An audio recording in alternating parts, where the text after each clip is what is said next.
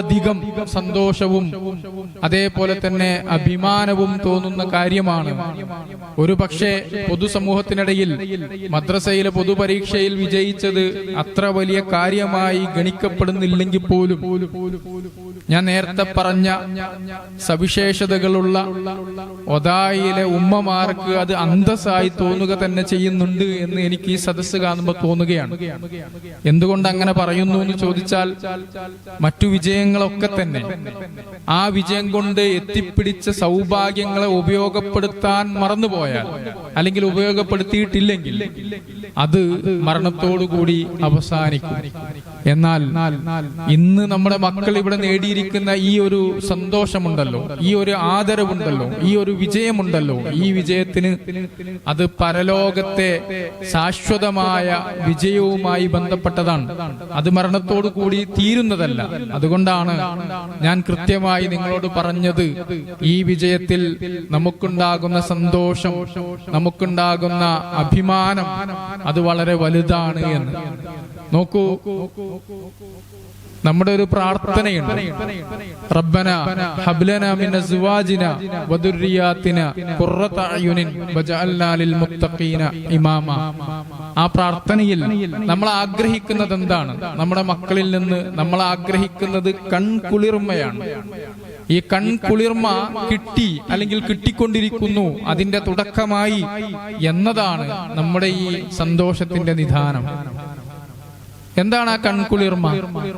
അത് ചെറിയ ഒരു സന്തോഷമല്ല, ചെറിയ ഒരു നേട്ടമല്ല. നമ്മുടെ മാതാപിതാക്കൾ അത് അള്ളാഹുവിനോട് അതിനു വേണ്ടി നമ്മൾ ആഗ്രഹിക്കുകയും അള്ളാഹുവിനോട് അതിനു വേണ്ടി പ്രാർത്ഥന നടത്തുകയും ചെയ്യുന്നവരാണ്. ശരിക്കും നമ്മുടെ മക്കൾ നമ്മുടെ അടുത്ത് വന്നിട്ട് നമ്മളോട് അവരുടെ ഒരു വിജയത്തെ പറ്റി പറയുമ്പോ ആ വിജയം നമുക്ക് കൺകുളിർമ നൽകണമെങ്കിൽ അത് അള്ളാഹു തൃപ്തിപ്പെട്ട പരലോകത്ത് നമുക്ക് സന്തോഷം നൽകുന്ന ഒരു വിജയമായി തീരണം.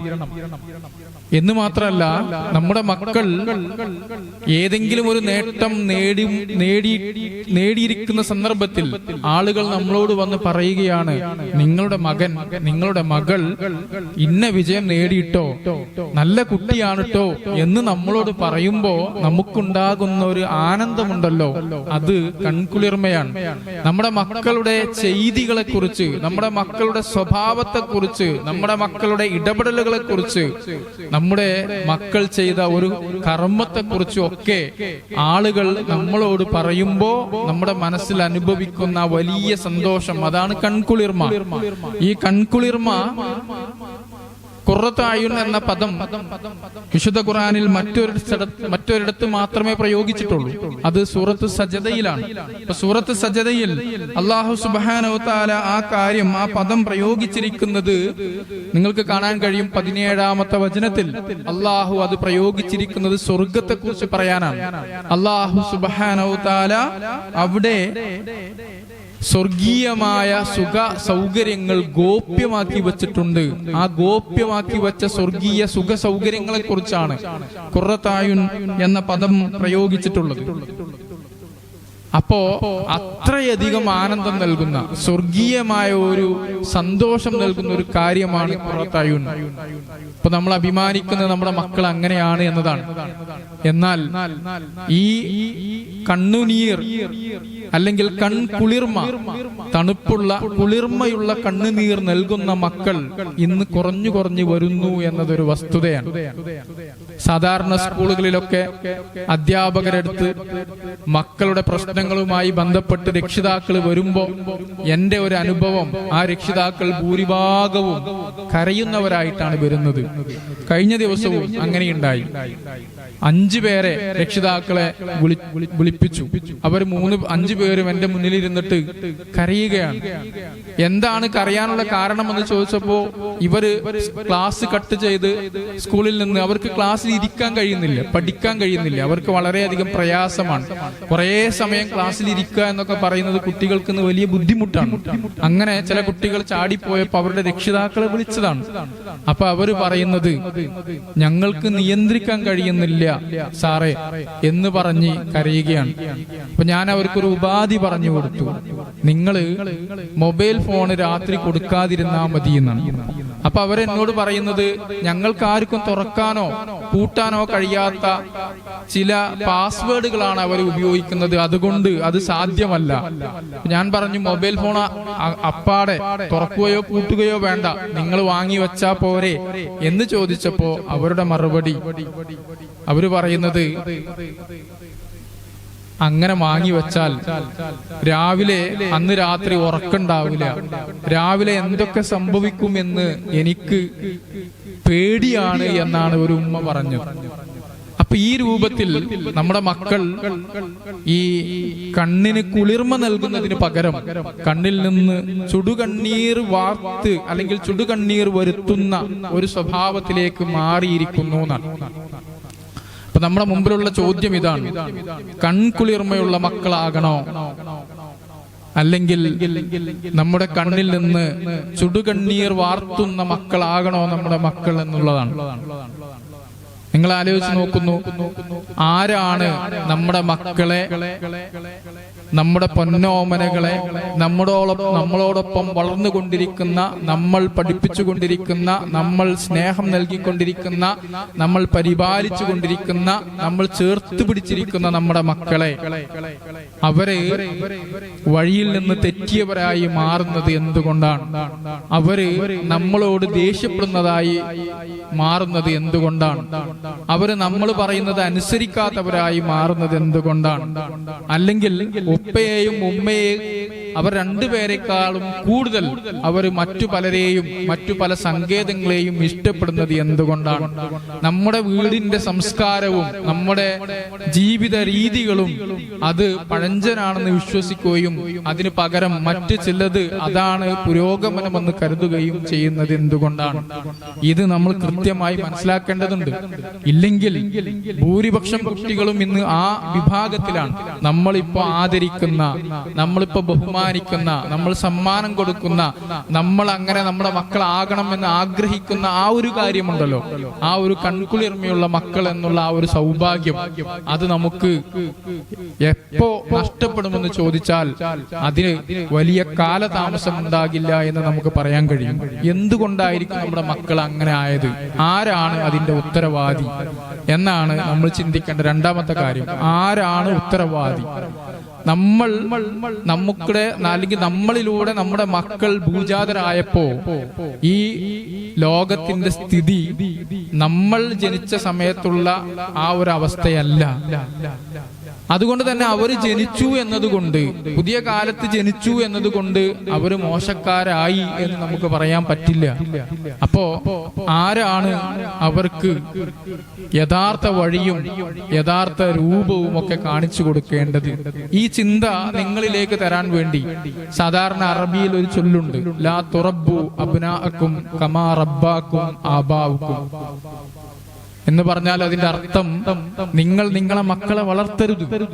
ശരിക്കും കേൾക്കണേ, നിങ്ങൾ നിങ്ങളുടെ മക്കളെ വളർത്തരുത് ഏതുപോലെ നിങ്ങളുടെ പിതാക്കൾ അല്ലെങ്കിൽ നിങ്ങളുടെ മാതാക്കൾ നിങ്ങളെ വളർത്തിയതുപോലെ. നിങ്ങളുടെ ഉപ്പയും നിങ്ങളുടെ ഉമ്മയും നിങ്ങളെ വളർത്തിയില്ലേ, അതേപോലെ നിങ്ങളെ മക്കളെ നിങ്ങൾ ഒരിക്കലും വളർത്തരുത്. കാരണം നിങ്ങൾ ജനിച്ച കാലത്തല്ല നിങ്ങളുടെ മക്കൾ ജനിച്ചത് എന്നാണ്. ഇതൊരു വലിയ ഒരു അടിവരയിടേണ്ട പ്രസ്താവനയാണ്. നിങ്ങൾ ജനിച്ച കാലത്തല്ല നിങ്ങളുടെ മക്കൾ ജനിച്ചത് എന്നാണ്. അപ്പൊ അതിന്റെ അർത്ഥം എന്താണ്? ഇവര് ജനിച്ചു ജീവിച്ചു കൊണ്ടിരിക്കുന്ന കാലം നമ്മളിൽ നിന്ന് വ്യത്യസ്തമാണ്. എന്താണ് ആ വ്യത്യാസത്തിന് കാരണം? അത് സ്വാഭാവികമായി ലോകത്ത് സംഭവിച്ചു കൊണ്ടിരിക്കുന്നതാണ്. ഓരോ തലമുറകൾ കഴിയുമ്പോഴും എന്ന് പറഞ്ഞാൽ ഒരു 20-30 വർഷത്തിനിടയ്ക്ക് അല്ലെങ്കിൽ 15 മുതൽ 25-30 വർഷങ്ങൾക്കിടയിൽ ഓരോരോ തലമുറകൾ മാറി വരുമെന്നാണ്. ഈ മാറി വരുന്ന തലമുറകളുടെ സ്വഭാവം, അവരുടെ പെരുമാറ്റം, അവരുടെ ജീവിത രീതികൾ, അവരുടെ സാംസ്കാരിക വിനിമയങ്ങൾ, അവരുടെ ചിന്താരീതികളൊക്കെ മാറുമെന്നാണ്. ഇപ്പോഴത്തെ കുട്ടികളുടെ ചിന്താരീതിയൊക്കെ മാറിയിട്ടുണ്ട്. അപ്പൊ ഞാൻ ആ കാര്യങ്ങളിലേക്ക് നിങ്ങളെ ശ്രദ്ധയെ ക്ഷണിക്കുകയാണ്. ഒന്നാമത്തെ കാര്യം, എന്താണ് ഈ മാറ്റത്തിന് കാരണമായിട്ടുള്ളത് എന്നാണ്. 3 കാര്യങ്ങളെയാണ് എനിക്ക് നിങ്ങളുടെ മുമ്പിൽ അവതരിപ്പിക്കാനുള്ളത്. എന്താണ് ഈ മാറ്റത്തിന്?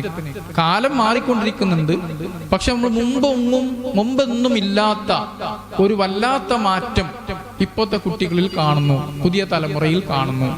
ആ മാറ്റത്തിന് എന്താണ് കാരണം? അങ്ങനെ ഒരു മാറ്റം ഉണ്ടെങ്കിൽ അതിനെ എങ്ങനെ നേരിടണം? അതിന് എന്തൊക്കെ വിജ്ഞാനങ്ങളാണ്, കരുത്താണ് നമ്മുടെ മക്കൾക്ക് നൽകേണ്ടത്? ഇതാണ് നമ്മൾ ഇന്നത്തെ ചർച്ചാ വിഷയം. അപ്പൊ അതുകൊണ്ട് എന്തായിരിക്കും ആ 3 കാര്യങ്ങൾ? ഒന്നാമത്തെ കാര്യം, അവർക്ക് അറിവ്, വിജ്ഞാനമാണ്. നമ്മളിൽ നിന്ന്, പണ്ടത്തേതിൽ നിന്ന് വ്യത്യസ്തമായി നമ്മുടെ മക്കൾക്ക് അറിവ് കൂടുതലാണ്. അത് ഞാൻ പറയുമ്പോൾ ഒരു പക്ഷെ നിങ്ങൾക്ക് അങ്ങനെയാണോ എന്ന് തോന്നും. നിങ്ങൾ മക്കളോട് ചോദിച്ചു നോക്കൂ, അറിവ് നിങ്ങൾക്കാണോ കൂടുതൽ, അതല്ല ഞങ്ങൾക്കാണോ എന്ന് ചോദിച്ചാൽ അവർ പറയും ഞങ്ങൾക്കാണ് കൂടുതൽ അറിവ് എന്ന്. കാരണം അവർക്ക് ഏത് കാര്യത്തെക്കുറിച്ചും അറിയാനും കേൾക്കാനുമുള്ള സൗകര്യം ഇന്നുണ്ട് എന്നാണ്. പുതിയ കാലത്തിന്റെ ഒരു സവിശേഷത, എല്ലാ അറിവുകളും നമ്മുടെ മുമ്പിൽ വന്ന് വിതറപ്പെട്ട് കിടക്കുകയാണ്. അതിൽ നിന്ന് ആവശ്യമായത് കോരിയെടുക്കാനുള്ള ഉപകരണങ്ങളും ഇന്ന് ലോകത്ത് സജ്ജീകരിക്കപ്പെട്ടിരിക്കുകയാണ്. പക്ഷേ നമ്മൾ മുതിർന്ന ആളുകൾക്ക് ആ ഉപകരണങ്ങൾ ഉപയോഗിക്കുന്ന കാര്യത്തിൽ ചെറിയ ആശങ്കയും പരിചയക്കുറവും അതിനോടൊരു വിമുഖതയും ഉള്ളത് കൊണ്ടാണ് നമ്മൾ അറിവ് കുറഞ്ഞവരായി മാറുന്നത്. ഇന്ന് മക്കൾ കൂടുതൽ കാര്യങ്ങൾ നമ്മളോട് ചോദിക്കാറില്ല. അവര് എല്ലാ കാര്യങ്ങളും ഈ സാങ്കേതിക വിദ്യയോടാണ് ചോദിക്കുന്നത്. ഉദാഹരണം പറയുകയാണെങ്കിൽ, ഒരു ദിവസം നമ്മുടെ ഒരു ഡോക്ടർ എന്നോടൊരു കാര്യം പറഞ്ഞു. അദ്ദേഹം പറഞ്ഞത്, അദ്ദേഹത്തിന്റെ അടുത്തൊരു കുട്ടി വന്നു. 5 വയസ്സുള്ള ഒരു കുട്ടിയാണ്. 5 വയസ്സോ 6 വയസ്സോ ഉള്ള ഒരു കുട്ടിയാണ്. അപ്പൊ ആ കുട്ടിക്ക് ഒരു ഇഞ്ചക്ഷൻ എടുക്കണം. ഇഞ്ചക്ഷൻ എടുക്കാൻ വേണ്ടി സൂചിയിൽ മരുന്ന് ലോഡ് ചെയ്ത ഉടനെ ഈ കുട്ടി ചുമക്കാൻ തുടങ്ങി. വെറുതെ ഇങ്ങനെ ചുമച്ചുകൊണ്ടിരിക്കുകയാണ്. അപ്പോ ഡോക്ടർ ചോദിച്ചു, എന്താ മോനെ, നിനക്ക് ചുമ പിടിച്ചോ, അസുഖമുണ്ടോ? അപ്പൊ അവൻ പറഞ്ഞില്ല, ഡോക്ടർ സൂചി വെച്ചോളൂ എന്നാണ് അവൻ പറയുന്നത്. അപ്പോ ഈ കുട്ടി അങ്ങനെ പറയാനുള്ള കാരണം എന്താണെന്ന് ഡോക്ടർക്ക് ഒരു പിടി കിട്ടുന്നില്ല. ഡോക്ടർ അവന്റെ വാ തുറന്ന് ടങ് ഡിപ്രഷർ കൊണ്ട് നാവ് താഴ്ത്തി അവിടെ വല്ല കുഴപ്പമുണ്ടോ എന്നൊക്കെ നോക്കി. ഒന്നുമില്ല, ഒരു കുഴപ്പമില്ല, കുട്ടി ചുമച്ചുകൊണ്ടേയിരിക്കുന്നു. ഏതായാലും ഇഞ്ചക്ഷൻ എടുത്തു. കഴിഞ്ഞതിന് ശേഷം കുട്ടിയോട് ചോദിച്ചു, നീ എന്തിനാ ചുമച്ചത്? വെറുതെ ചുമച്ചതാണെന്ന് ഡോക്ടർക്ക് മനസ്സിലായി. അപ്പോ കുട്ടി പറഞ്ഞു, ഇങ്ങനെ ചുമച്ചാൽ ഇഞ്ചക്ഷൻ എടുക്കുന്ന വേദന അറിയില്ല. അപ്പൊ ഡോക്ടർ എന്ത് ചെയ്തു? ആകെ കൺഫ്യൂഷൻ ആയിപ്പോയി. കാരണം അയാൾ പീഡിയാട്രീഷ്യനാണ്. അയാൾ എത്രയും കാലം പഠിച്ചിട്ട് അങ്ങനെ ഒരു ടെക്നിക്ക് അദ്ദേഹത്തിന്റെ കിതാബിലോ എവിടെയും പഠിച്ചിട്ടില്ല. അപ്പൊ ഇത് ആരാ പറഞ്ഞു തന്നു എന്ന് ചോദിച്ചു. അപ്പൊ അവൻ പറഞ്ഞത് അലക്സയാണ് എന്നാണ്. അലക്സ അറിയാലോ? ഇപ്പത്തെ അലക്സയോട് ചോദിച്ചു. അപ്പൊ കുട്ടി രാവിലെ പോകുമ്പോ തന്നെ ഇഞ്ചക്ഷൻ എടുക്കാൻ പോകുമ്പോ അലക്സിനോട് ചോദിച്ചു, അലക്സ, ഞാൻ ഇഞ്ചക്ഷൻ എടുക്കാൻ പോവാണ്, വേദനിക്കാതിരിക്കാനുള്ള ടെക്നിക്ക് വല്ലതുണ്ടോ? അപ്പൊ അലക്സ പറഞ്ഞു കൊടുത്ത ടെക്നിക്കാണ്. നിങ്ങൾ ആലോചിച്ച് നോക്കി, നമ്മൾ ഇഞ്ചക്ഷൻ എടുക്കാൻ ഡോക്ടറെ അടുത്തേക്ക് പോയിരുന്ന കാലത്ത് വേദന വരാതിരിക്കാൻ എന്താ ചെയ്തിരുന്നത്? ഉമ്മാനെ കെട്ടിപ്പിടിച്ച് നിൽക്കും അല്ലേ? ഇതാ ചെയ്തിരുന്നത്. ഇന്ന് അതിന് പകരം കുട്ടികള് ഉമ്മയെ ആവശ്യമില്ല, കുട്ടി ചോദിക്കണം. നമ്മളും ഇങ്ങനെ തന്നെയാണ്. നമ്മളും ഇപ്പൊ എല്ലാ കാര്യങ്ങൾക്കും സാങ്കേതിക വിദ്യയാണ് തിരയുന്നത് അല്ലേ? എല്ലാം അങ്ങനെയാണ്. അതില്ലാത്തവർ പിന്നോട്ടാണ്. ഏതെങ്കിലും വഴിയിലൂടെ പോകുമ്പോ ആരോടെങ്കിലും വഴി ചോദിക്കാറുണ്ടോ? ഇല്ല. ഇപ്പൊക്കെ ഗൂഗിൾ മാപ്പാണ്. ഗൂഗിൾ മാപ്പിലാണ് എല്ലാ സംഗതികളും. ഇനി നിങ്ങൾ ഉമ്മമാര് ഏതെങ്കിലും ഒരു പുതിയ വിഭവം ഉണ്ടാക്കണമെങ്കിൽ അമ്മായിമാരോട് ചോദിക്കാറുണ്ടോ? ഇല്ല. നിങ്ങൾ ചോദിക്കുന്ന നിങ്ങളുടെ അമ്മായി അത് ഗൂഗിളാണ്, യൂട്യൂബാണ്. യൂട്യൂബിൽ നോക്കി അതുണ്ടാക്കും. ഇനി കുട്ടികൾക്ക് വല്ല പുതിയ ഐറ്റം ആക്കണം എന്ന് വിചാരിക്കുക. അവർ നിങ്ങളോട് വന്നിട്ട് ഉമ്മ ഇത് ഉണ്ടാക്കി തരണമെന്നല്ല പറയാം. ഉമ്മ യൂട്യൂബിൽ ഇതുണ്ട്, ഇതേപോലെ നമുക്ക് ഉണ്ടാക്കിയാലോ ഉമ്മ എന്നെ സഹായിച്ചാൽ മതി, ഞാൻ ഉണ്ടാക്കിക്കോളാം എന്നാണ് പറഞ്ഞ അർത്ഥം. അല്ലെങ്കിൽ ഉമ്മ ഉണ്ടാക്കിക്കോ, കഴിയില്ലെങ്കിൽ ഞാൻ ഉണ്ടാക്കിക്കോളാം. ആ രൂപത്തിൽ നമ്മളെ മക്കൾ മാറി. അപ്പൊ ഞാൻ പറയുന്ന ഒന്നാമത്തെ കാര്യം, വിജ്ഞാന വിസ്ഫോടനമാണ് നമ്മുടെ മക്കളിൽ ഈ ഒരു തരത്തിലൊരു മാറ്റം ഉണ്ടാക്കിയത്. രണ്ടാമത്തത്, ഈ വിജ്ഞാന വിസ്ഫോടനം കൊണ്ട് നമ്മൾ മനസ്സിലാക്കേണ്ട ഒരു കാര്യം, അവർക്ക് അവരുടെ എല്ലാ കാര്യത്തിനും സ്പീഡാണ്, ഭയങ്കര സ്പീഡാണ് എല്ലാ കാര്യത്തിനും അല്ലേ? ഒരു കാര്യവും അവരോട് കുറച്ച് സമയമെടുത്ത് പറയാൻ, അത് സമയമെടുത്ത് കേൾക്കാൻ നമ്മുടെ മക്കൾക്ക് ഇപ്പോൾ സൗകര്യമില്ലാത്തൊരു കാലഘട്ടത്തിലാണ്. അതുകൊണ്ടാണ് കുട്ടികളൊന്നും സ്കൂളിലോ മദ്രസകളിലോ കൂടുതൽ സമയം ഒരു കാര്യത്തിലും ശ്രദ്ധിക്കാത്തവരായി മാറി.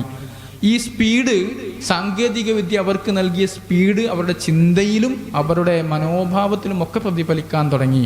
അതുകൊണ്ട് ഒരു കാര്യം കൂടുതൽ സമയം ശ്രദ്ധിക്കുക എന്ന് പറയുന്നത് അവരുടെ അജണ്ടയിലില്ല. നിങ്ങൾ എന്നെ ഒരു കാര്യം മോനെ ഞാനിത് പറയട്ടെ എന്ന് പറഞ്ഞാൽ അവർ പറയാ, കുറച്ച് സമയം നിങ്ങൾ അവധാനത കാണിച്ചാൽ അവർ പറയാ നിങ്ങൾ പറയുന്നുണ്ടെങ്കിൽ വേഗം പറ, ഇല്ലെങ്കിൽ എന്ന് പറഞ്ഞാൽ അവിടെ സ്റ്റോപ്പ് ചെയ്യും. അതിന്റെ അർത്ഥം എന്താ, എനിക്ക് വേറെ പണിയുണ്ട് എന്നാണ്. അപ്പൊ ഈ രൂപത്തിലാണ്. ഇനി അതാണൊന്ന്. മൂന്നാമത്തെ കാര്യം, വേഗത കൊണ്ട് അവരുടെ സ്വഭാവം മാറി എന്നാണ് ഞാൻ പറഞ്ഞത്. മൂന്നാമത്തെ കാര്യം സാങ്കേതിക വിദ്യയാണ്. സാങ്കേതിക വിദ്യ വളരെ വലുതായി മാറിയിട്ടുണ്ട്.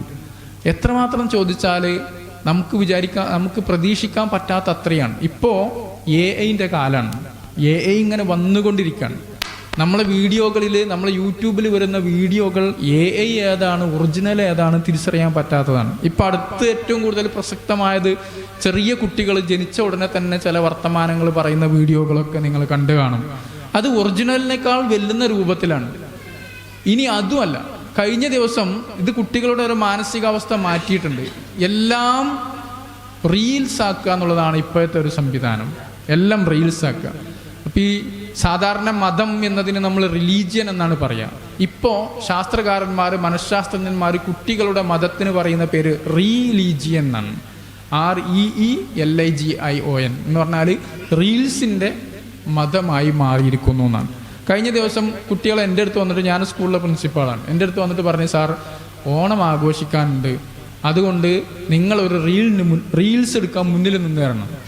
അപ്പം ഞാൻ പറഞ്ഞു, നിൻ്റെ പ്രായം എൻ്റെ പ്രായം ഒന്ന് പരിഗണിച്ചൂടെ? ചോദിച്ചവൻ 15 വയസ്സായിട്ടുള്ളൂ, എനിക്ക് 52 വയസ്സായില്ലേ. അപ്പോൾ ഞാൻ ചോദിക്കുകയാണ്, ഞാൻ നിൻ്റെ പ്രായമല്ല എൻ്റെ പ്രായം എന്ന് ഞാൻ അവനോട് പറഞ്ഞപ്പോൾ അവൻ എന്നോട് പറയാം, ഇതിലെന്താണ് പ്രായം? ഇപ്പം എല്ലാവരും ഇങ്ങനെയല്ലേ, ഇപ്പോൾ എല്ലാവരും ഇങ്ങനെയല്ലേ, അതാണ് പ്രശ്നം. എന്നിട്ട് അവൻ പറഞ്ഞെന്താ അറിയോ, ഞങ്ങളൊരു പേപ്പർ ചുരുട്ടി എറിയും, സാറ് വന്നിട്ട് അത് എടുക്കണം, എടുത്തിട്ട് നിവർത്തണം, അപ്പം അതിലെന്തുണ്ടാവും? ഓണാഘോഷം ഉണ്ടാവും. ഇതാണ് അവരുടെ ആവശ്യം. അപ്പം നിങ്ങൾ ആലോചിച്ച് നോക്കി, അവരങ്ങനെ ചോദിച്ചു എന്നുള്ളതല്ല, അവരുടെ ചിന്താഗതി മാറിയതാണ്. ഒരു ഏത് കാര്യത്തിനും, അത് ആഘോഷമാവട്ടെ വിവാഹമാകട്ടെ ഏത് കാര്യമാണെങ്കിലും അതിൻ്റെ തുടക്കം റീലിലാവണം, ആ സംഗതി റീലിലാവണം, അതിൻ്റെ ഒടുക്കവും റീലിലാകണം എന്നാണ് അവർ വിചാരിക്കുന്നത്. ഇതുകൊണ്ട് സംഭവിക്കുന്ന അബദ്ധം അല്ലെങ്കിൽ പ്രയാസം എന്താണെന്ന് ചോദിച്ചാൽ, നമ്മുടെ മക്കൾ ഇന്ന് ഈ സാങ്കേതിക വിദ്യയിൽ ജനിച്ചവരാണ്. അവർ അതിൽ മുഴുകിയിരിക്കുന്നവരാണ്. അവരുടെ കൈ പോലെ, കാല് പോലെ, കണ്ണ് പോലെ, കാത് പോലെ അവർ കാണുന്നത് അവരുടെ മൊബൈൽ ഫോണിനെയാണ്. നിങ്ങൾ കുട്ടികളെടുത്തുനിന്ന് മൊബൈൽ ഫോൺ വാങ്ങിയെടുക്കാൻ ശ്രമിച്ചു നോക്കൂ, അവർ പെട്ടെന്ന് വയലൻ്റ് ആവും. എന്താ വയലൻ്റ് ആവാനുള്ള കാരണം? അവർക്ക് അത്രയധികം ആ സങ്കേതത്തിനോട് ഇഷ്ടമാണെന്നാണ്. ഒരു കൊറോണ തുടങ്ങിയ സമയത്ത് ഈ മൊബൈൽ ഫോൺ വ്യാപകമായി വന്ന സമയത്ത് എനിക്കുണ്ടായൊരു അനുഭവം, എൻ്റെ ഫാമിലിയിൽ ഉണ്ടായൊരു അനുഭവം. ഒരു ടീച്ചറുണ്ട് നമ്മുടെ ഫാമിലിയിൽ. അപ്പോൾ ടീച്ചറുടെ മകൾ വീട്ടിലാണ്. അപ്പോൾ വീട്ടിലിരിക്കുന്ന ടീച്ചറുടെ മകൾ ഒരു ദിവസം ടീച്ചർ നേരം വൈകി വന്നു. അപ്പോൾ എന്തേ നേരം വൈകി വന്നത് ഉമ്മ എന്ന് ചോദിച്ചു. അപ്പോൾ ഉമ്മാനോട്, ഈ ടീച്ചറോട് കുട്ടി ചോദിക്കുകയാണ്, എന്തേ ഉമ്മ നേരം വൈകി വന്ന്? അരമുക്കാൽ മണിക്കൂർ സ്കൂൾ സാധാരണ വരുന്നേക്കാൾ. 6ാം ക്ലാസ് പഠിക്കുന്ന കുട്ടിയാണ്.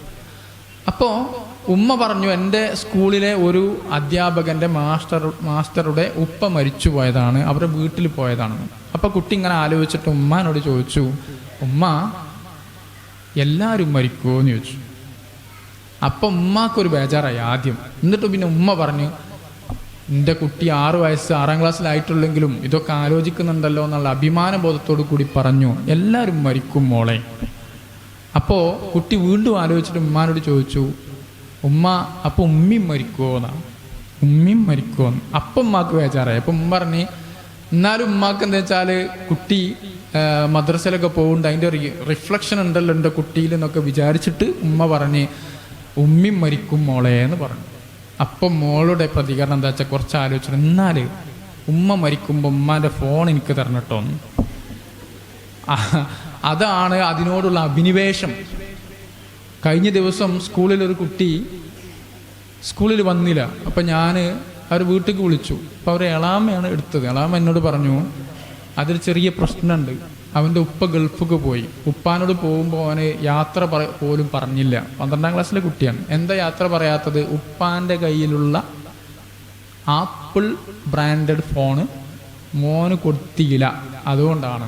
നിങ്ങൾ ആലോചിച്ച് നോക്കി, അത്രയധികം അവരെ. അപ്പോൾ ഉപ്പ ഉമ്മ ഒക്കെ അവിടെ വെച്ചിട്ട് അതിനേക്കാൾ അവരുടെ സാങ്കേതിക വിദ്യയെ ഇഷ്ടപ്പെടുന്നു എന്നാണ് ഞാൻ പറഞ്ഞത്. അതിന് കാരണം അത് അവരുടെ കൈയാണ്, കണ്ണാണ്, കാലാണ്, കാതാണ്. അപ്പോൾ എൻ്റെ പ്രശ്നം അതല്ല. ഇത് അല്ലാഹു സുബ്ഹാനഹു തആല നമുക്ക് അനുഗ്രഹമായി തന്നതാണ്. ആണോ അല്ലേ? ആണ്. പക്ഷെ ഈ അനുഗ്രഹത്തെ യഥാവിധി ഉപയോഗിക്കാൻ നമ്മുടെ മക്കൾക്ക് ശേഷിയില്ലാതെ പോയി, അല്ലെങ്കിൽ അതിൻ്റെ വികല ഉപയോഗത്തിലാണ് കൂടുതൽ സമയം ചെലവഴിക്കുന്നത് എന്നതാണ് പ്രശ്നം. അപ്പം കാലം പ്രശ്നമല്ല, കാലത്ത് നമുക്ക് കിട്ടിക്കൊണ്ടിരിക്കുന്ന അനുഗ്രഹങ്ങൾ പ്രശ്നമല്ല. ഇതിൻ്റെയൊക്കെ അപ്പുറത്ത് അത് ദുരുപയോഗം ചെയ്യുന്നതിലോ അല്ലെങ്കിൽ അത് ഉപയോഗിക്കാൻ അവർക്ക് സാങ്കേതികമായി സാധിക്കാത്തതിൻ്റെയോ പിന്നിലുള്ള അല്ലെങ്കിൽ അതുകൊണ്ടുള്ള പ്രശ്നങ്ങളാണ് നമ്മുടെ മുമ്പിലുള്ളത്. അപ്പോൾ ഇത് റസൂലുള്ളാഹി സ്വല്ലല്ലാഹു അലൈഹി വസല്ലം മുമ്പേ പറഞ്ഞു വെച്ചിട്ടുണ്ട്. ഇന്ന മിമ്മ അഖാഫു അലൈക്കും ബഅദി മാ യുഫ്തഹു അലൈക്കും മിൻ സഹറത്തി ദുനിയ വസീനതിഹാ എന്ന് ഹദീസിൽ നമുക്ക് കാണാൻ കഴിയും. എന്ന് പറഞ്ഞാൽ എൻ്റെ കാലശേഷം ഞാൻ നിങ്ങളിൽ ഭയപ്പെടുന്നത് ദുനിയാവിൻ്റെ അലങ്കാരങ്ങളും വിഭവങ്ങളും നിങ്ങൾക്ക് തുറന്നു കിട്ടുന്നതിനെയാണ് എന്നാണ്. ആലോചിച്ച് നോക്കി, ഏത് വിഭവമാണ് നമുക്കിപ്പോൾ തുറന്നു കിട്ടാത്തത്? അതും വിഭവം നമ്മുടെ അടുത്തേക്ക് വരുന്നൊരു കാലഘട്ടത്തിലാണ്. ഇത് മക്കൾക്കും അങ്ങനെയാണ്. ഇന്ന് മക്കള് നമ്മളെ ആശ്രയിക്കുന്നതിനേക്കാൾ കൂടുതൽ സാങ്കേതിക വിദ്യയെ ആശ്രയിക്കുന്നു.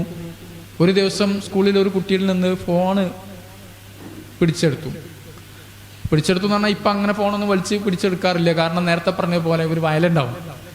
അപ്പോൾ എന്തായാലും ഒരു കുട്ടി ഉണ്ട്. അപ്പോൾ ആ ഫോണിൻ്റെ ഒരു പ്രത്യേകത, അതിന് 80,000 രൂപ വിലയുള്ള ഫോണാണ്. അപ്പം ഞാൻ അവനോട് ചോദിച്ചു, ഇത് ആരുടെ വാങ്ങിയത്? അവൻ പറഞ്ഞു ഞാൻ വാങ്ങിയതാണെന്ന്. അവൻ വാങ്ങിയതാണ്.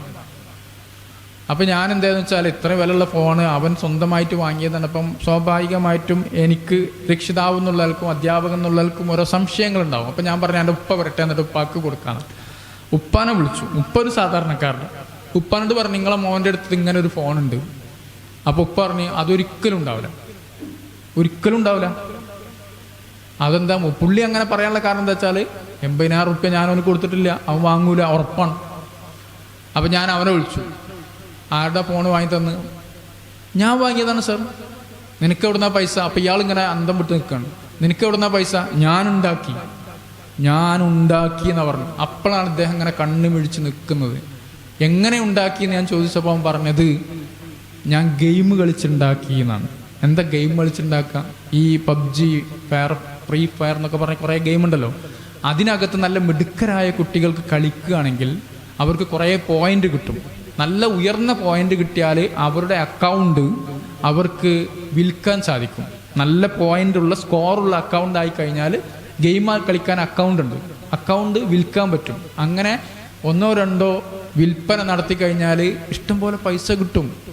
അപ്പോൾ പൈസ ആവശ്യമാണ് എന്നതുകൊണ്ട് മക്കൾ നമ്മളെ അനുസരിക്കും.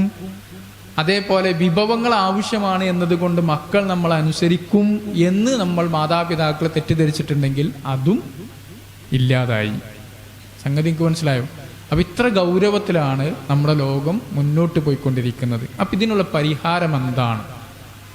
കഴിഞ്ഞ ദിവസം ഒരു കോളേജിൽ ചെന്നപ്പം എന്നോട് അവിടുത്തെ അധ്യാപകർ പറഞ്ഞു, സാറേ, അധ്യാപകരോട് നിങ്ങളെടുക്കേണ്ട ഈ ക്ലാസ്സൊക്കെ ഡിജിറ്റലാക്കണം എന്നാണ്. അപ്പം എന്താ കാരണം എന്ന് ചോദിച്ചപ്പോൾ അവിടുത്തെ ഒരു പ്രധാനപ്പെട്ട ആൾ പറഞ്ഞു, ഇപ്പം കുട്ടികളുടെ മെമ്മറിയൊക്കെ സ്ക്രീൻ മെമ്മറിയാണെന്ന്. സ്ക്രീൻ മെമ്മറി, ആ വാക്കുകൾ പ്രത്യേകം ഓർത്ത് വെക്കണം. സ്ക്രീൻ മെമ്മറി എന്ന് പറഞ്ഞാൽ മൊബൈൽ ഫോണിൻ്റെയും അല്ലാത്ത സ്ക്രീനിലൂടെ കിട്ടുന്നതാണ് അവരുടെ മെമ്മറി ആയിട്ടുള്ളത്. നമ്മൾ പറയുന്നതൊന്നും അവരുടെ മെമ്മറിയിലില്ല എന്ന് പറഞ്ഞാൽ നമ്മുടെ മക്കളെ സ്വാധീനിക്കുന്നത് ആരാണ്? വളരെ അധികം വർത്തമാനം പറയുന്ന ഒരു പക്ഷേ തീരെ ചിന്ത കൊടുത്തുള്ള വർത്തമാനമല്ലാത്തത് കേൾക്കേണ്ടി വരുന്ന ഇൻഫ്ലുവൻസർമാർ, ഈ സ്ക്രീനിൽ വരുന്ന ആളുകളാണ് നമ്മളെ മക്കളെ സ്വാധീനിക്കുന്നത്. എനിക്ക് വലിയൊരു സങ്കടം തോന്നിയത്, ഒരു ദിവസം ഇപ്പം നമ്മുടെ ഈ സോഷ്യൽ മീഡിയയിൽ വന്നുകൊണ്ടിരിക്കുന്ന വാർത്തകളിൽ നമ്മുടെ മക്കളെ സ്വാധീനിക്കുന്ന ഒരു സംഗതി ഒരു TV ഷോയിലെ ഒരു വർത്തമാനമാണ്. എന്തോ അതിൻ്റെ ഒരു പേര് ബിഗ് ബോസ് എന്നോ അങ്ങനെ എന്തോ ആണ് അല്ലേ. അപ്പോൾ അങ്ങനെ ഒരു TV ഷോയിലെ വർത്തമാനത്തിൽ നിങ്ങൾ കാണും, അതിൽ പങ്കെടുക്കുന്നത് 2 കുട്ടികളാണ്, ഒരു ആദിലയും ഒരു നൂറയും. ഇവർ 2 പേരും ലെസ്ബിയൻസ് കപ്പിൾസാണ്. അപ്പോൾ അതിനെ പ്രൊമോട്ട് ചെയ്യാൻ കുറേ ആളുകളും അതങ്ങനെയാണ്, അതിങ്ങനെയാണ്, അതാണ് ജീവിതം, അതാണ് പുരോഗമനം എന്നൊക്കെ പറഞ്ഞു. ഇതാണ് നമ്മുടെ മക്കൾ കാണുന്നത്. ഇതടക്കമുള്ള എല്ലാ വർത്തമാനങ്ങളും നമ്മുടെ മക്കൾ കാണുന്നുണ്ട്. അത് അവരുടെ ചിന്തയെ എങ്ങനെ സ്വാധീനിക്കുന്നു എന്നാണ് ഞാൻ നിങ്ങളോട് പറയുന്നത്. അതിൽ ഒരാൾ അതിൻ്റെ താഴെ എഴുതിയിരിക്കുന്ന ഒരു കമൻറ്റ്, ഇതൊക്കെ എന്തിനാണ് ഇങ്ങനെ പൊതു ഇടങ്ങളിൽ കാണിക്കുന്നത്? ഞാൻ ഭയങ്കര വിഷമത്തിലാണ്. കാരണം ഇത് കണ്ടുകൊണ്ടിരിക്കെ എൻ്റെ ചെറിയ മകൾ, 7ാം ക്ലാസ്സിലോ 8ാം ക്ലാസ്സിലോ പഠിക്കുന്ന ചെറിയ മകൾ എന്നോട് പറയാണ്, പിന്നെ അച്ഛാ ഞാൻ വലുതാകുമ്പോൾ ഇവരെ പോലെ ആകുട്ടോന്ന്, അല്ലെങ്കിൽ ഉപ്പ ഞാൻ വലുതാകുമ്പോൾ ഇവരെ പോലെ ആകുട്ടോന്ന്. ഇത് നമ്മുടെ മക്കളെയും സ്വാധീനിച്ചുകൂടെ? അങ്ങനെ ഒരു കുട്ടിയുടെ മനസ്സിൽ കയറിയാൽ എന്തായിരിക്കും അവസ്ഥ? ആ കുട്ടിക്ക് ഇതങ്ങനല്ല, ഇതിങ്ങനെയാണ്, എന്താണ് ലെസ്ബിയനിസം, എന്താണ് സ്വർഗരതി, ഇതൊക്കെ പറഞ്ഞു കൊടുക്കാൻ നമുക്ക് കഴിയുമോ? ഇങ്ങനെ ഒരു സാഹചര്യത്തിലാണ് നമ്മൾ ജീവിക്കുന്നത്. അപ്പോൾ എന്താണ് പരിഹാരം? ലോകത്ത് പല ആളുകളും പല പരിഹാരങ്ങളും അന്വേഷിച്ചിട്ടുണ്ട്. പലരും പലതും പറയുന്നുണ്ട്.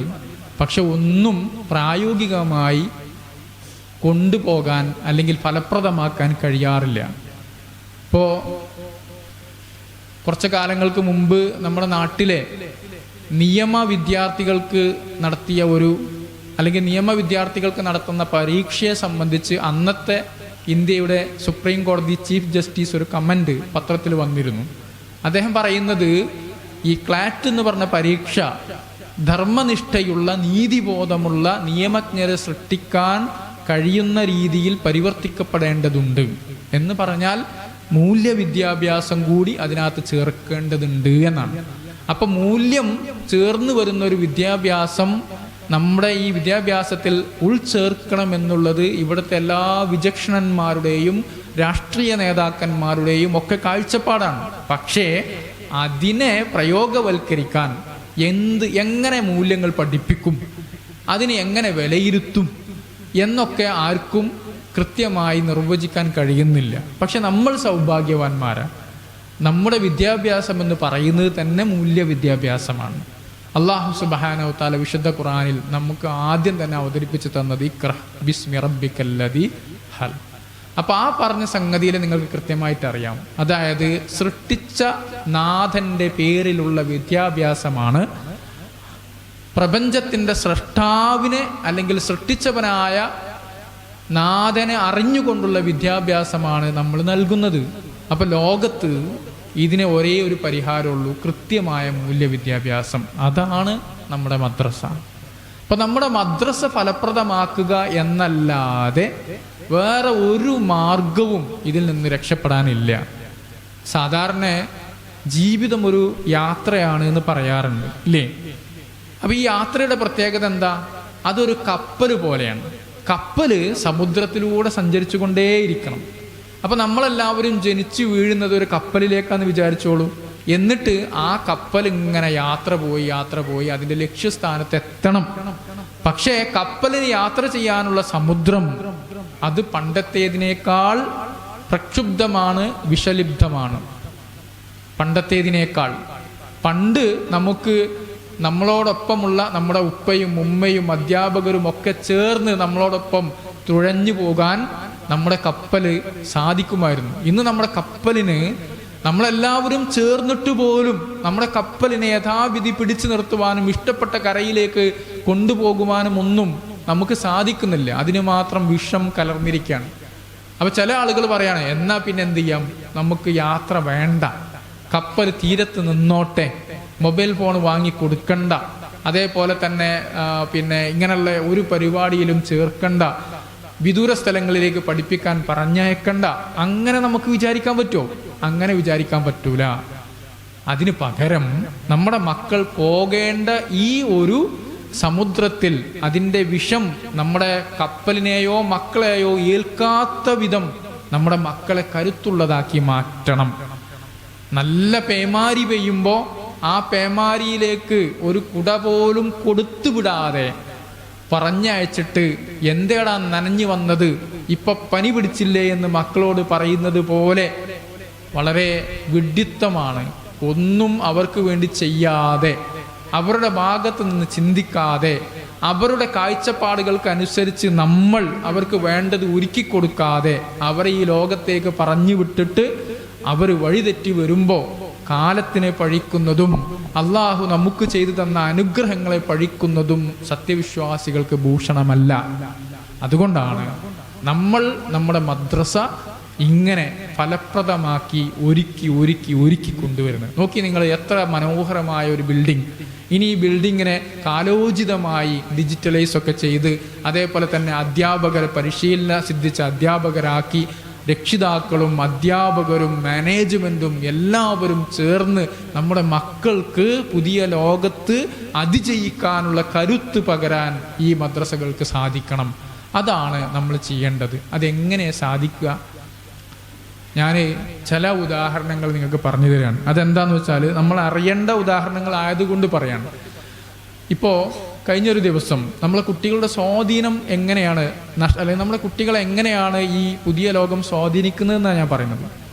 കഴിഞ്ഞ വർഷങ്ങളിൽ ഞാൻ തോന്നുന്നു ഈ ഭൗതികവാദികളുടെ ഒരു സമ്മേളനം ഉണ്ടായിരുന്നു. ഇനി എസെൻസ് എന്നാണ് പറയുക കോഴിക്കോട്. അപ്പോൾ അവരെന്ത് ചെയ്തു എന്ന് ചോദിച്ചാൽ ഒരു പ്രൊമോഷൻ വീഡിയോ ഉണ്ടാക്കി. ആ പ്രൊമോഷനിൽ ഒരു കുട്ടി വന്നിട്ട് സംസാരിക്കുകയാണ്.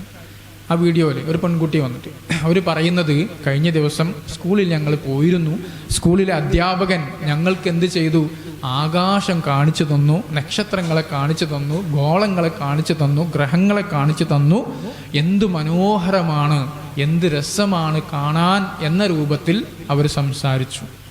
അപ്പോൾ മറ്റേ കുട്ടി ചോദിക്കാണ്, ഇതൊക്കെ എങ്ങനെയാണ് കണ്ടത്? ഞങ്ങളെ സ്കൂളിൽ ടെലസ്കോപ്പ് ഉണ്ട്, ടെലസ്കോപ്പ് വെച്ച് ആകാശത്തേക്ക് നോക്കിയപ്പോഴാണ് കണ്ടത്. ശാസ്ത്രമുള്ളത് കൊണ്ട് നമുക്കെല്ലാം കാണാൻ കഴിയുന്നു. ശാസ്ത്രം നമുക്ക് എല്ലാ യാഥാർത്ഥ്യങ്ങളെയും നമുക്ക് പറഞ്ഞ് മനസ്സിലാക്കി തരുന്നുണ്ട് എന്നാണ്.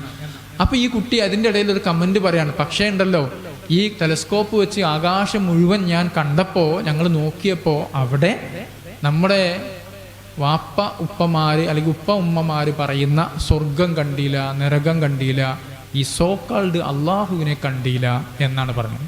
എന്നിട്ട് മറ്റേ കുട്ടിയോട് പറയാണ്, ശാസ്ത്രമാണ് യഥാർത്ഥം, അതാണ് നമ്മുടെ യുക്തിയിലേക്ക് നയിക്കുന്നത്, നമുക്ക് ഈ സമ്മേളനത്തിന് പോകാം. ഇതൊക്കെ ബാക്കിയെല്ലാം പഴഞ്ചൻ വിശ്വാസമാണ്, അന്ധവിശ്വാസമാണ്, അതേപോലെ തന്നെ 6-ാം നൂറ്റാണ്ടിലെ ചില ചിന്തകളാണ് എന്നൊക്കെ പറഞ്ഞു കൊടുക്കണം. അതെൻ്റെ ഒരു പ്രൊമോഷൻ വീഡിയോ ആണ്, എല്ലാവരും യുക്തിവാദത്തിലേക്ക് ക്ഷണിക്കുന്ന. ഇത് മുതിർന്നവരായ നമ്മൾ ഒരു പക്ഷെ അത് യുക്തിവാദികളുടെ അല്ലേ എന്ന് വിചാരിച്ച് കാണാതിരിക്കും. പക്ഷേ നമ്മുടെ മക്കൾ ഓരോന്നും പുതിയതായിട്ട് കാണുകയാണ്.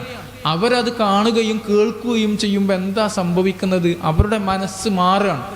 ആ മാറിയ മനസ്സിന് ആൻറ്റിഡോട്ടായിട്ട് അല്ലെങ്കിൽ അതിനെ പ്രതിരോധിക്കാനുള്ള ചിന്ത പകർന്നു കൊടുക്കാൻ നമുക്കോ നമ്മുടെ ഉസ്താദുമാർക്കോ കഴിഞ്ഞിട്ടില്ലെങ്കിൽ അവർ ആ വഴിയെ പോകും. കാരണം അത് അത്രയും മനോഹരമാണ്, അത്രയും വശ്യമാണ്, അത്രയും അവരെ ചേർത്ത് നിർത്തുന്നതാണ്. അപ്പോൾ ഇതിനെന്താണ് മറുപടി? നിങ്ങൾ ആലോചിച്ച് നോക്കി. അവർക്ക് ആ ഒരു അതൊരു മണ്ടത്തരമാണെന്ന് പറഞ്ഞു കൊടുക്കാൻ അധ്യാപകർക്കും സാധിക്കണം, രക്ഷിതാക്കൾക്കും സാധിക്കേണ്ടതുണ്ട്. അതിന് ഒന്നാമത് ചെയ്യേണ്ടത് നമ്മളും അത് നിരീക്ഷിക്കണം എന്നുള്ളതാണ്. അപ്പം ഈ സോഷ്യൽ മീഡിയയെ നമ്മൾ കാണണം, നമ്മൾ അറിയണം, അതിലുള്ള വർത്തമാനങ്ങൾ എന്തൊക്കെയാണ് കുട്ടികളെ സ്വാധീനിക്കുന്നത് നമ്മൾ തിരിച്ചറിയണം. അപ്പം മക്കളുമായി നല്ല സംസാര ബന്ധം ഉണ്ടാവണം. മക്കളോട് സംസാരിക്കുമ്പോൾ അവർ കാണുന്നതും കേൾക്കുന്നതും അവർ ചിന്തിക്കുന്നതും ഒക്കെ അവരോട് നമ്മളോട് പറയണം. അങ്ങനെ ഒരു അന്തരീക്ഷത്തിൽ മാത്രമേ ഇതിൽ നമുക്ക് ഇടപെടാൻ പറ്റുള്ളൂ. അപ്പം ആ ഒരു അന്തരീക്ഷം നമുക്ക് ഉണ്ടാവണം. അങ്ങനെ ഒരു അന്തരീക്ഷം ആദ്യം ഉണ്ടാക്കി ഇങ്ങനെ ഒരു സന്ദർഭം നിങ്ങൾക്ക് വന്നാൽ നിങ്ങൾ എങ്ങനെ അവരോട് പറയാ? ഞാനൊരു ഉദാഹരണം പറയാം, നമുക്ക് പറയാൻ പറ്റും. ഈ പുതിയ കാലത്തെ വാർത്തകളിൽ നിന്നുകൊണ്ട് തന്നെ സമകാലിക സംഭവങ്ങളുമായി ചേർത്ത് വെച്ചുകൊണ്ട് തന്നെ നമ്മൾ സത്യത്തെ അവരിലേക്ക് പറഞ്ഞ് മനസ്സിലാക്കി കൊടുക്കണം. ഇപ്പൊ ബഹിരാകാശത്ത് പോയി വന്നത് ആരാ? ശുഭാംശു ശുക്ല അല്ലേ? അതിനു മുമ്പ് നമ്മുടെ സുനിത വില്യംസ്, അവരൊക്കെ ബഹിരാകാശത്ത് പോയി വന്നവരാണ്. ബഹിരാകാശത്ത് പോയി എന്ന് പറഞ്ഞാൽ അതിന്റെ അർത്ഥം എന്താ? ഇവിടുന്ന് 400 കിലോമീറ്റർ മേലോട്ട് പോയി എന്നർത്ഥം. കാരണം ഇവിടുന്ന് 400 കിലോമീറ്റർ നേരെ അങ്ങോട്ട് തെക്കോട്ട് പോയാൽ എറണാകുളമോ ആലപ്പുഴയിലോ എത്തും അല്ലെ? നേരെ പോയാൽ, അത് നേരെ മേലോട്ട് പോയാൽ അത്രയും ദൂരം 400 കിലോമീറ്റർ മേലോട്ട് പോയാൽ ഇന്റർനാഷണൽ സ്പേസ് സ്റ്റേഷൻ എന്ന് പറയുന്ന ഇവർ പോയി താമസിക്കുന്ന ഒരു സ്ഥലത്ത് നമ്മളെത്തും. അവിടെയാണ് ഇവർ പോയി താമസിക്കുന്നത്. അവിടെ പോലും ഒരു മനുഷ്യന് യഥാവിധി താമസിക്കാനുള്ള സൗകര്യമൊന്നുമില്ല. അവിടെ അതിനുള്ള പ്രശ്നങ്ങളില്ല, അതായത് അവിടെ പ്രശ്നങ്ങളില്ലാതെ താമസിക്കാൻ കഴിയില്ല. പ്രത്യേക സംവിധാനങ്ങളില്ലാതെ അവിടെ താമസിക്കാൻ കഴിയില്ല. അവിടെ മൈക്രോ ഗ്രാവിറ്റിയാണ്, അതായത് നമ്മുടെ ഭൂമിയുടെ ആകർഷണം ഉണ്ടല്ലോ, ഭൂമിയുടെ ഗുരുത്വാകർഷണം വളരെ കുറവാണ്. എല്ലാ വസ്തുക്കളെയും ഭൂമി അതിൻ്റെ കേന്ദ്രത്തിലേക്ക് ആകർഷിക്കുന്നത് കൊണ്ടാണ് നമുക്കും ഈ ഭൂമിയിൽ നിൽക്കാൻ പറ്റുന്നത്. ഭൂമി ഒരു പന്ത് പോലെയാണ്, നമ്മൾ വീഴാതെ നിൽക്കുന്നത് എന്തുകൊണ്ടാണ്? നമ്മുടെ കാലിനെ ഭൂമി പിടിച്ചു വലിച്ചു വെക്കുന്നത് കൊണ്ടാണ്. എന്നാൽ ആ പിടിച്ചു വലിക്കുന്നതിൻ്റെ ശക്തി ഒരല്പം കൂടിയാലോ നമുക്ക് കാല് പൊന്തിക്കാൻ പറ്റില്ല. എന്നാൽ ആ ശക്തി കുറച്ച് കുറഞ്ഞാലോ നമുക്കിവിടെ ഉറച്ചു നിൽക്കാനും പറ്റില്ല. നമ്മളെല്ലാവരും പറന്ന്, ബഹിരാകാശത്തെ ആൾക്കാർ പറക്കുന്നത് പോലെ പറന്ന് തലയിടിച്ച് മരിക്കേണ്ടി വരും. അപ്പം ഇങ്ങനെയുള്ള ഒരു സംവിധാനങ്ങളൊന്നും ഇല്ലാത്തൊരു സ്ഥലമാണ് ഈ ബഹിരാകാശം. അത് വെറും 400 കിലോമീറ്ററാണ്.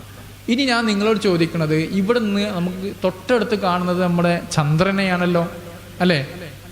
മൂൺ ചന്ദ്രനെയാണ്. ചന്ദ്രനിലേക്ക് എത്ര കിലോമീറ്റർ ദൂരം ഉണ്ട് എന്നറിയോ? ഇവിടുന്ന് എത്ര കിലോമീറ്റർ ഉണ്ട്? 4 ലക്ഷം കിലോമീറ്ററാണ്. അത്ര 400 കിലോമീറ്ററാണ് ഇവിടുന്ന് ബഹിരാകാശത്തേക്ക് ഇവർ ആൾക്കാർ പോയി വരുന്നത്. ചന്ദ്രനിലേക്കുള്ള കിലോമീറ്റർ എന്നാൽ 4 ലക്ഷം കിലോമീറ്ററാണ്. ഇനി അത് കഴിഞ്ഞാൽ നമ്മൾ കാണുന്നത് നമ്മൾ സൂര്യനെയാണ്. സൂര്യനാണ് നമ്മളോട് ഏറ്റവും അടുത്ത് കാണുന്ന നക്ഷത്രം എന്നാ പറയുന്നത്. ആ നക്ഷത്രത്തിലേക്ക് എത്ര ദൂരം ഉണ്ടെന്ന് അറിയോ? ഭൂമിയിൽ നിന്ന് നമ്മളിവിടുന്ന് 15 കോടി കിലോമീറ്റർ ഉണ്ട്. അത്ര 15 കോടി കിലോമീറ്റർ. എത്ര ദൂരത്താണ്? ഇനി അവിടുന്ന് അങ്ങോട്ടുള്ള ദൂരം കിലോമീറ്ററിൽ പറയാൻ പറ്റില്ല. അതുകൊണ്ട് ഞാൻ ഇങ്ങനെ ഒരു പദപ്രയോഗം ഉപയോഗിക്കുകയാണ്. അതായത് സൂര്യനിൽ നിന്ന് ഒരാൾ ടോർച്ചടിച്ചാൽ ആ വെളിച്ചം ഭൂമിയിലെത്തണമെങ്കിൽ 15 കോടി കിലോമീറ്റർ സഞ്ചരിച്ച് ഭൂമിയിലെത്തണമെങ്കിൽ 8 മിനിറ്റ് എടുക്കുന്നതാണ്. 15 കോടി കിലോമീറ്റർ എത്താൻ 8 മിനിറ്റ്. എന്നാൽ സൂര്യൻ കഴിഞ്ഞിട്ട് അടുത്തൊരു നക്ഷത്രമുണ്ട്. ആ നക്ഷത്രവും ഭൂമി നമ്മളുടെ അകലം എത്ര ഉണ്ടെന്ന് ചോദിച്ചാൽ അവിടെ പോയിട്ട് ഒരാൾ ടോർച്ചടിച്ചാൽ അത് ഭൂമിയിലെത്താൻ 4 കൊല്ലം എടുക്കുന്ന പറയാം. 4 കൊല്ലം. അപ്പം എത്ര വ്യത്യാസമുണ്ട് നിങ്ങൾ ആലോചിച്ച് നോക്കി. അത്ര നമുക്ക് ഊഹിക്കാൻ പറ്റാത്ത അത്രയും ദൂരെയാണ്. ഇത് ഒരു നക്ഷത്രത്തിൻ്റെ കഥയാണ്. അങ്ങനത്തെ കോടാനക്കോടി നക്ഷത്രങ്ങൾ ഈ പ്രപഞ്ചത്തിലുണ്ട്.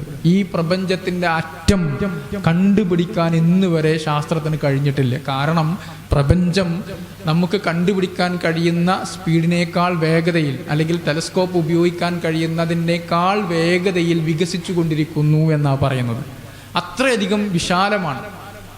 ആ വിശാലമായ പ്രപഞ്ചത്തിന്റെ ഒരു നൂലറ്റത്ത് ഇങ്ങനെ പോയി വന്നിട്ട് അവിടെ അള്ളാഹു ഇല്ല, ഈ പ്രപഞ്ചത്തെ മുഴുവൻ സൃഷ്ടിച്ചവനായ അള്ളാഹു ഇല്ല എന്ന് പറയുന്നത് മണ്ടത്തരമാണ് എന്ന് കുട്ടികൾക്ക് പറഞ്ഞു കൊടുക്കണമെങ്കിൽ ഈ പറഞ്ഞ വിവരമൊക്കെ നമുക്ക് വേണ്ടേ? അപ്പോഴാണ് അവർ വിശ്വസിക്കുള്ളൂ. അതായത് പുതിയ കുട്ടികൾക്ക് ഒരു കാര്യം ബോധ്യപ്പെടണമെങ്കിൽ അവർക്ക് സോഷ്യൽ റെലവൻസോട് കൂടി, അല്ലെങ്കിൽ സാധാരണ നമ്മൾ നടക്കുന്ന സമകാലികമായിട്ടുള്ള ഒരു റെലവൻസ് അത് ആ വിഷയത്തിലുണ്ടാവണം. സമകാലികമായിട്ടുള്ള ഒരു സമകാലിക പ്രസക്തിയുള്ള കാര്യങ്ങളാണ് അവർ കൂടുതൽ ശ്രദ്ധിക്കുന്നത്. അതേപോലെ അതിന് അവർക്ക് സയൻറ്റിഫിക് ആയിട്ടുള്ള അടിത്തറയുള്ള സംസാരമാണ് അവർ ഇഷ്ടപ്പെടുന്നത്. അതേപോലെ അവർ ഈ ഡിജിറ്റൽ മോഡിലാണ് കാര്യങ്ങൾ കേൾക്കാൻ ഇഷ്ടപ്പെടുന്നത്. അപ്പം ഈ രൂപത്തിലായിരിക്കണം നമ്മൾ അവരോട് സംവദിക്കേണ്ടത് എന്നാണ് ഞാൻ നിങ്ങളോട് പറഞ്ഞത്. അത് വളരെ കൃത്യമായിട്ട് നമ്മൾ മനസ്സിലാക്കി വെക്കേണ്ടതുണ്ട്. അപ്പം ഇങ്ങനെ അള്ളാഹു എവിടെയാണ് എന്ന ചർച്ചയല്ല ഞാൻ പറഞ്ഞത്. അവർ പറയുന്ന ആ കാര്യം എത്രമാത്രം മണ്ടത്തരമാണ് എന്ന് പറഞ്ഞു കൊടുക്കാൻ നമുക്ക് കഴിയും ഇങ്ങനെയാണെങ്കിൽ എന്നാണ് ഞാൻ സൂചിപ്പിച്ചത്. അപ്പോൾ നമ്മുടെ മക്കൾ അവർ ഇപ്പോൾ അനുഭവിച്ചു കൊണ്ടിരിക്കുന്ന ലോകം അവരെ വഞ്ചിക്കാൻ ഏറെ സാധ്യതയും ഏറെ സങ്കേതങ്ങളും ഉള്ളതാണ്. ആ വഞ്ചനയെ തിരിച്ചറിഞ്ഞ് അവർക്ക് വേണ്ട സംരക്ഷണം ഒരുക്കേണ്ടത് ആരാണെന്ന് ചോദിച്ചാൽ അത് നമ്മളാണ്. കാരണം ലോകത്തിൻ്റെ മാറ്റവും മക്കളുടെ മാറ്റവും പുതിയ ലോകത്തെ ചതിക്കുഴികളുമൊക്കെ ആദ്യം തിരിച്ചറിയേണ്ടത് മാതാപിതാക്കളും പിന്നെ അധ്യാപകരും, അധ്യാപകരെ പോലെ നമ്മളോടൊപ്പം ചേർന്ന് നിൽക്കുന്ന നമ്മുടെ മാനേജ്മെന്റ് പ്രതിനിധികളുമാണ് എന്നാണ് എനിക്ക് പറയാനുള്ളത്. അപ്പം ഈ അർത്ഥത്തിൽ നമ്മൾ മനസ്സിലാക്കിയാൽ മക്കൾ ഇന്ന് അനുഭവിക്കുന്ന ചില പ്രശ്നങ്ങൾ നമുക്ക് പരിഹരിക്കാൻ കഴിയും. ഞാൻ ആ ചെറിയ കാര്യങ്ങൾ കൂടി പറഞ്ഞ് നമുക്ക് അവസാനിപ്പിക്കാം. അതിൽ നമ്മുടെ മക്കൾ, ഞാൻ നേരത്തെ പറഞ്ഞു, കൂടുതൽ സമയം ഈ സ്ക്രീൻ ടൈം ഉപയോഗിക്കുന്നവരാണ്, മൊബൈൽ ഫോൺ ഉപയോഗിക്കുന്നവരാണ്. അതുകൊണ്ട് നമ്മൾ എന്താ ചെയ്യേണ്ടത്? ഇപ്പോൾ ശാസ്ത്രം പറയുന്നത് ഒരാൾ 8 മണിക്കൂർ ചുരുങ്ങിയത് മൊബൈൽ ഫോണിൻ്റെ അല്ലെങ്കിൽ ഈ സ്ക്രീനിൽ കണ്ണു നട്ടിരിക്കുന്നു എന്നാണ് ഭൂരിഭാഗം ആളുകളും. 8 മണിക്കൂർ. നിങ്ങൾ ആലോചിച്ച് നോക്കി, എത്ര സമയമാണ്. നമ്മൾ തന്നെ ആലോചിച്ചാൽ മതി, നമ്മൾ തന്നെ വെറുതെ ഇരുന്നാണ്.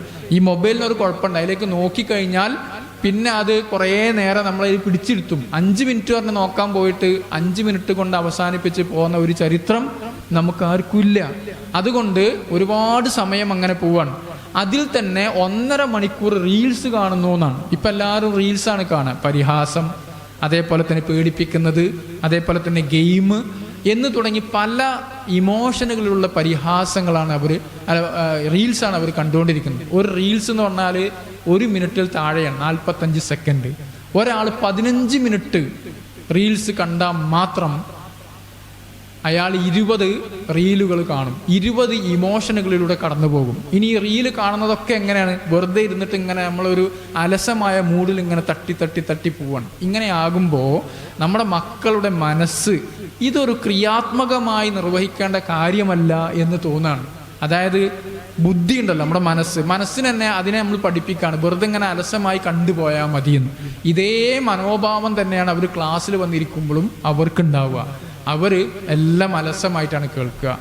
ഇനി അതുമാത്രമല്ല, രാത്രി റീൽസ് കാണുന്ന ആളുകൾക്ക് ഉള്ളൊരു പ്രശ്നം, അവർ കൂടുതൽ റീൽസ് കാണും.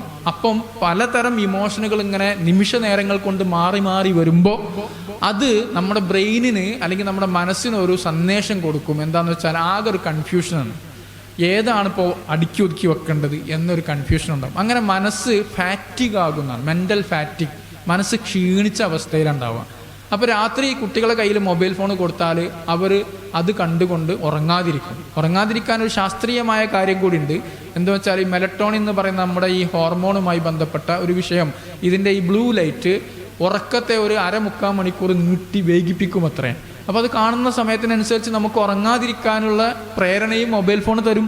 അപ്പം അങ്ങനെ കുട്ടികൾ ഉറങ്ങാതിരുന്നാൽ ആ കുട്ടികൾ അടുത്ത ദിവസം മാനസികമായി തളർന്നവരായിട്ടാണ് നമ്മുടെ വീട്ടിലേക്ക്, സ്കൂളിലേക്ക് വരിക.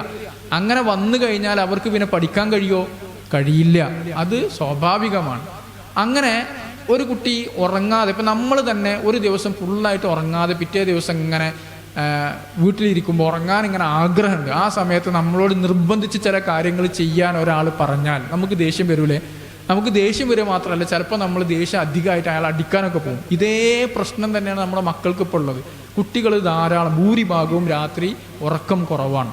എന്നിട്ട് അവർ സ്കൂളിലേക്ക് വന്നിട്ട് അവിടെ ഇരുന്ന് ഉറങ്ങുകയോ അല്ലെങ്കിൽ നിർബന്ധപൂർവ്വം പഠിക്കേണ്ടി വരുമ്പോൾ അവർ ഫ്രസ്ട്രേറ്റഡ് ആവുകയും ക്ലാസ്സിൽ നിന്ന് ഇറങ്ങിപ്പോവുകയും ചെയ്യും. ഇപ്പോൾ നോക്കി നിങ്ങൾ, പണ്ടൊക്കെ ഇൻ്റർവെൽ സമയത്ത് മാത്രമേ കുട്ടികൾ ക്ലാസ്സിൽ നിന്ന് ഇറങ്ങാറുണ്ടായിരുന്നുള്ളൂ. ഇപ്പോൾ ഓരോ അരമണിക്കൂർ കഴിയുമ്പോൾ അല്ലെങ്കിൽ 10 മിനിറ്റ് കഴിയുമ്പോൾ ഒന്ന് വെള്ളം കുടിച്ചിട്ടെ, ഒന്ന് പുറത്തേക്ക് പോട്ടെ, ഇങ്ങനെ അവർ എരിപിരി കൊണ്ടുകൊണ്ടിരിക്കുകയാണ്. ഇതിനൊക്കെ കാരണം നമ്മൾ ഈ കാര്യത്തിൽ അവർക്കൊരു നിയന്ത്രണ സ്വഭാവം ശീലമാക്കാൻ ശ്രമിക്കാത്തത് കൊണ്ടാണ്. അപ്പം അതെങ്ങനെ സാധിക്കും? ഈ മൊബൈൽ ഫോണിനെ നിയന്ത്രിക്കാൻ, അത് പാകപ്പെടുത്താൻ, അത് അവരുടെ വറുതിയിലാക്കാൻ, അതിനെ ഉപയോഗപ്പെടുത്താൻ നമ്മുടെ കുട്ടികളെ എങ്ങനെ ശീലമാക്കും? അതാണ് ഞാൻ പറയുന്നത്. ഒന്നാമത്തെ കാര്യം, നമ്മൾ അതിൽ മാതൃകയുള്ളവരാവുക എന്നുള്ളതാണ്. നമ്മൾ മൊബൈൽ ഫോൺ ഉപയോഗിക്കുന്നിടത്ത് മാതൃകയുള്ളവരാവുക. നമ്മൾ രാത്രി മൊബൈൽ ഫോൺ ഉപയോഗിക്കരുത്. അതേപോലെ തന്നെ നമ്മൾ വീട്ടിലെ ജോലി കഴിഞ്ഞാൽ ഓടി വന്നിട്ട് മൊബൈൽ ഫോൺ എടുത്തിട്ട് അത് കാണലാണ് പ്രധാന പണി. അല്ലെങ്കിൽ ജോലി ചെയ്തുകൊണ്ടിരിക്കുമ്പോൾ മൊബൈൽ ഫോൺ സ്റ്റാൻഡിമോ വെച്ചിട്ട് യൂട്യൂബോ അല്ലെങ്കിൽ അതിലേതെങ്കിലും കോമഡിയോ കണ്ട് രസിക്കലാണ് നമ്മുടെ പ്രധാന ജോലി. അത് നമ്മുടെ മക്കൾ കണ്ടുകൊണ്ടിരിക്കും. നമ്മൾ എന്താണ് ചെയ്യുന്നത്, നമ്മൾ ഒരുക്കുന്ന അന്തരീക്ഷത്തിനനുസരിച്ചാണ് നമ്മുടെ മക്കൾ വളരുക. അപ്പോൾ അവർ സ്വാഭാവികമായും അത് കാണും. വീട്ടിൽ എല്ലാ ദിവസവും ഖുർആൻ പാരായണം പതിവാക്കിയ ഒരു വീട്ടിലെ കുട്ടി, അവൻ ഖുർആൻ പാരായണം ചെയ്യുന്നത് ഇഷ്ടപ്പെടുന്നവനായി മാറും. അത് സ്വാഭാവികമാണ്. അങ്ങനെയാണല്ലോ ചിലപ്പോൾ നമ്മൾ കേൾക്കാറുണ്ട്, ആശാരിയുടെ വീട്ടിലെ മക്കൾ ആശാരിയാകുന്നു, ഡോക്ടറുടെ വീട്ടിലെ മക്കൾ ഇപ്പൊ അങ്ങനെ അല്ലെങ്കിൽ പോലും പണ്ടൊക്കെ അങ്ങനെയായിരുന്നു. അതിന് കാരണം എന്താ വെച്ചാൽ ആ വീട്ടിലെ ഉപ്പാന്റെ, ഇപ്പൊ ഡോക്ടറായ ഒരു ഉപ്പാന്റെ ആ ഒരു അന്തസ്സും ആ ഒരു ഇരുത്തവും രോഗികളോടുള്ള സംസാരവും ഇതൊക്കെ നിരന്തരം കണ്ടുകൊണ്ടിരിക്കുന്ന മകന് സ്വാഭാവികമായും അങ്ങനെ ആകണമെന്ന് തോന്നും. പക്ഷെ ഇന്നത് തടയുന്നത്, അത് കാണുന്നതിനേക്കാൾ ആ കാഴ്ചയേക്കാൾ അവനെ സ്വാധീനിക്കുന്നത് മൊബൈൽ ഫോണിലെ കാഴ്ചയായതുകൊണ്ടാണ്. അപ്പൊ ഞാൻ പറയുന്നത്, വീട്ടിൽ നിങ്ങൾ റൂട്ടീൻ സൃഷ്ടിക്കുക എന്നുള്ളത് വളരെ പ്രധാനമാണ്. എന്ന് പറഞ്ഞാൽ രാവിലെ കൃത്യസമയത്ത് എല്ലാവരും സുബൈക്ക് വീട്ടിൽ എല്ലാവരും എഴുന്നേൽക്കുക, എല്ലാവരും എല്ലാ ദിവസവും ഖുർആൻ പാരായണം പതിവാക്കുക, എല്ലാവരും ദിക്റുകൾ ചെല്ലുന്നവരാവുക, അതേപോലെ തന്നെ എല്ലാവരും രാത്രി നേരത്തെ കിടന്നുറങ്ങുന്നവരാവുക, അതേപോലെ എല്ലാവരും മൊബൈൽ ഫോൺ രാത്രി ഉറങ്ങുന്ന സമയത്ത് ഉപയോഗിക്കാതിരിക്കുന്നവരാവുക, അനാവശ്യ കാര്യങ്ങൾക്ക് മൊബൈൽ ഫോണിനെ ഉപയോഗപ്പെടുത്തുന്നവർ ആകാതിരിക്കുക. അതേപോലെ മൊബൈൽ ഫോണിന് വളരെ ക്രിയേറ്റീവ് ആയിട്ടുള്ള കാര്യങ്ങൾക്ക് നിങ്ങൾ പറയും ഇതെല്ലാം വന്നത് യൂറോപ്പിൽ നിന്നാണെങ്കിലും യൂറോപ്യന്മാർ ഇപ്പം എന്താ ചെയ്യുന്നത്, അവരുടെ ആവശ്യങ്ങൾക്ക് വേണ്ടി മൊബൈൽ ഫോണിനെ ഉപയോഗിക്കുകയും എന്നിട്ട് ഉടനെ തന്നെ അത് മാറ്റിവെച്ചിട്ട് അതിന് പകരം അവരുടെ ആവശ്യങ്ങൾ നിർവഹിച്ച് മറ്റു കാര്യങ്ങൾ ചെയ്യുകയും ചെയ്യുന്ന ഒരു പ്രവണത നമുക്ക് പല രാജ്യങ്ങളിലും പല രാജ്യങ്ങളൊക്കെ സന്ദർശിച്ച ആളുകളൊക്കെ പറയുന്നതൊക്കെ നമുക്ക് കേൾക്കാൻ കഴിയും. അപ്പൊ നമുക്ക് ആവശ്യമുള്ള കാര്യങ്ങൾ നമുക്ക് യൂട്യൂബിൽ കാണാം, അതിൽ പ്രയാസമൊന്നുമില്ല. അപ്പൊ ഞാൻ പറഞ്ഞത്, ഒന്നാമത്തെ കാര്യം നിങ്ങൾ മാതൃകയുള്ളവരാവുക, അതിനനുസരിച്ച് നമ്മുടെ വീടിനെ ഒന്ന് മാറ്റുക എന്നുള്ളതാണ്. ഇനി മൂന്നാമത്തെ ഒരു കാര്യം, നമ്മുടെ മക്കൾ ഇങ്ങനെയൊക്കെ ആണെങ്കിലും ഈ മൊബൈൽ ഫോണിന്റെ ലോകം, അതായത് സൈബർ ലോകം എന്ന് പറയുന്നത്, ഈ മൊബൈൽ ഫോണിന്റെ ലോകം അല്ലെങ്കിൽ സൈബർ ലോകം എന്ന് പറയുന്നത് നമ്മുടെ മക്കളുടെ മുമ്പിൽ വലിയൊരു ലോകമാണ്, നമ്മൾ കാണാത്തൊരു ലോകമാണ്, ഒരു പാരലലായിട്ടുള്ള ലോകമാണ്. അവർക്ക് അവിടെ അവരെ സ്വാധീനിക്കുന്ന ഒരുപാട് കാര്യങ്ങൾ കിട്ടും. ഇപ്പോൾ ഒരുപാട് ഗ്രൂപ്പുകളാണല്ലോ, നമ്മളും അങ്ങനെ തന്നെ ഗ്രൂപ്പ് സംസ്കാരമാണ് അല്ലേ. പിന്നെ ഡിജിറ്റൽ ഡയസ്പോറ എന്ന് പറയുന്ന പോലെ ഓരോ ഡിജിറ്റൽ ആയിട്ടുള്ള ഗ്രൂപ്പുകളാണ്, സംഘങ്ങളാണ്. അപ്പോൾ അവർക്ക് അവരുടെ ചർച്ചകളും ചിന്തകളും ആശയങ്ങളും ഒക്കെ പങ്കുവെക്കാൻ ഓരോ ഇടങ്ങളുണ്ട്. ആ ഇടങ്ങളാണ് അവരെ കൂടുതൽ സ്വാധീനിക്കുന്നത്. അപ്പോൾ അവർ ചേരുന്ന ഗ്രൂപ്പുകൾ, അവർ ഇൻട്രാക്ട് ചെയ്യുന്ന ഗ്രൂപ്പുകൾ, ഇതൊക്കെ ആരാണ് ഏതാണ് എന്ന് നിങ്ങൾ അറിയണം.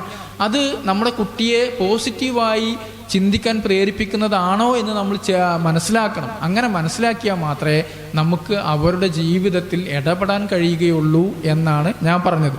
അപ്പോൾ ഇത് വീട്ടിൽ നമ്മൾ ശ്രദ്ധിക്കേണ്ട ഒരു കാര്യമാണ്. ഒന്ന്, നമ്മൾ എന്ത് ചെയ്യണം, മാതൃകയുള്ളവരാവുക. രണ്ടാമത്തേത്, നമ്മുടെ വീടിനെ ഒരു റൂട്ടീൻ നമ്മൾ ഉണ്ടാക്കുക. മൂന്നാമത്തേത്, ഞാൻ ഈ പറഞ്ഞ നമ്മുടെ അവരുടെ ഒരു ഡിജിറ്റൽ അവയർനെസ്, അത് നമ്മൾ അവരോട് ചേർന്ന് അവർക്ക് ആവശ്യമായ രൂപത്തിൽ അതിനെ പാകപ്പെടുത്താൻ അവരെ സഹായിക്കുക. എന്ന് പറഞ്ഞാൽ അവിടെ പോയാൽ ചതിയുണ്ട്, ഇവിടെ പോയാൽ ചതിയുണ്ട്, ഇത് നമുക്ക് ഇന്ന ആവശ്യത്തിനാണ് ഉപയോഗിക്കുക, ഇതുകൊണ്ട് ഇന്ന ഉപയോഗം കൂടി ഉണ്ട്, നീ ഇത് ചെയ്ത് നോക്ക് എന്ന് നമുക്ക് പറയാൻ കഴിയണം. ഇത് ആരെങ്കിലും ഇതൊക്കെ ഒന്ന് പഠിപ്പിച്ചു തരണ്ടേ എന്ന് നമ്മൾ ഇങ്ങനെ വിചാരിക്കും. ഇതൊക്കെ ആരും പഠിപ്പിച്ചു തരേണ്ടതില്ല. നമുക്കിതൊക്കെ മനസ്സിലാക്കണം എന്നൊരാഗ്രഹം ഉണ്ടെങ്കിൽ അത് പറഞ്ഞു തരാനും പഠിപ്പിക്കാനും ഒക്കെ ഈ പറയുന്ന സോഷ്യൽ മീഡിയയിൽ തന്നെ ഒരുപാട് സംവിധാനങ്ങളുണ്ട് എന്ന് നമ്മൾ തിരിച്ചറിയുക. ഇതാണ് 3 കാര്യം. ഇനി നാലാമത്തെ അതിലൊരു പ്രധാനപ്പെട്ട വിഷയം എന്ന് പറയുന്നത്, നമ്മൾ ഈ മക്കള് ഈ മൊബൈൽ ഫോണ് ഉപയോഗിക്കുന്നവരാണ് എന്നതുകൊണ്ട് അവർക്കുണ്ടാകുന്ന ചില പ്രശ്നങ്ങൾ, അതായത് അവർക്ക് പലതരത്തിലുള്ള സ്വഭാവത്തിലൊരു പെരുമാറ്റത്തിൽ ചെറിയ ചെറിയ മാറ്റങ്ങൾ ഉണ്ടാവും. കാരണം അതിന് അടിമയാകുന്നതിൻ്റെ ചില ലക്ഷണങ്ങൾ, അങ്ങനെ എന്തെങ്കിലും മാറ്റങ്ങൾ നമ്മുടെ ശ്രദ്ധയിൽപ്പെട്ടാൽ അത് തിരുത്താൻ വേണ്ട ചില സംവിധാനങ്ങൾ നമ്മൾ അതിലേക്ക് പോകണം. കാരണം ചിലതൊക്കെ നമുക്ക് പറഞ്ഞ് മനസ്സിലാക്കാൻ കഴിയും, ചിലത് നമ്മൾ കൗൺസിലേഴ്സിൻ്റെ അടുത്ത് പോകേണ്ടി വരും, ചിലത് അതല്ലാത്ത സ്ഥലങ്ങളിലേക്ക് പോകേണ്ടി വരും. അത് കണ്ട് മനസ്സിലാക്കി അത് തിരുത്താൻ വേണ്ട സംവിധാനങ്ങൾ നമ്മൾ ചെയ്തേ പറ്റൂ. ഇനിയൊരു കാര്യം, ഇവർക്ക് ഇതൊക്കെ ആണെങ്കിലും അവർ ഈ ലോകത്താണ് ജീവിക്കുന്നത്, ഈ സൈബർ ലോകത്താണ്, അല്ലെങ്കിൽ ഈ പാരലൽ ആയിട്ടുള്ള ലോകത്താണ്. അവിടെ അവർക്ക് ചതി പറ്റാതിരിക്കാൻ എപ്പോഴും നമുക്ക് അവരെ പിന്നാലെ പോകാൻ പറ്റില്ല. അതിനെ പറ്റിയുള്ള ഒരു കരുത്ത് നമ്മൾ അവർക്ക് കൊടുക്കണം. ആ കരുത്തിൻ്റെ പേരാണ് ഈമാൻ. ഈമാൻ എന്ന് പറയും. എവിടെ നിന്നാണ് ഈമാൻ കിട്ടുക? അത് മദ്രസയിൽ നിന്നാണ്. ഈ മദ്രസയുടെ ഒരു അവസ്ഥ എന്താണെന്ന് ചോദിച്ചാൽ, കുട്ടികൾ ഈ മൊബൈൽ ഫോണിൻ്റെ ലോകത്തേക്ക് കൂടുതലായിട്ട് കടക്കുന്നൊരു സമയമുണ്ട്. ആ സമയം വരെ നമ്മൾ നല്ല മദ്രസ കൊടുക്കും. പിന്നെ അവർ ഈ അത്ഭുത ലോകത്തേക്ക് കടക്കുകയും ആ വശീകരണങ്ങളും ആ മായിക പ്രപഞ്ചവും ഒക്കെ കണ്ട് അത്ഭുതപ്പെട്ടുകൊണ്ടിരിക്കുന്ന സമയത്ത് നമ്മൾ അവരെ മദ്രസയിൽ നിന്ന് പിൻവലിക്കും. കാരണം 8ാം ക്ലാസ്സിലെത്തിയാൽ കുട്ടികൾ കുറഞ്ഞു, 9ാം ക്ലാസ്സിലെത്തിയാൽ 30%, 10ാം ക്ലാസ്സിലെത്തിയാൽ 1, 2, 5 കുട്ടികൾ ഉണ്ടായാലായി, അതിൻ്റെ അപ്പുറത്തേക്ക് പഠനമില്ല. അങ്ങനെ ആകരുത്. ആ സമയത്ത് അവർക്ക് നമ്മൾ എന്ത് ചെയ്യണം? ആവശ്യാനുസരണം അവരുടെ മതബോധത്തിൽ ഇടപെടാൻ നമുക്ക് കഴിഞ്ഞിട്ടില്ലെങ്കിൽ അത് വലിയ അപകടം ചെയ്യും. അത് വളരെ പ്രധാനപൂർവ്വം നമ്മൾ മനസ്സിലാക്കേണ്ട ഒരു വിഷയമാണ്.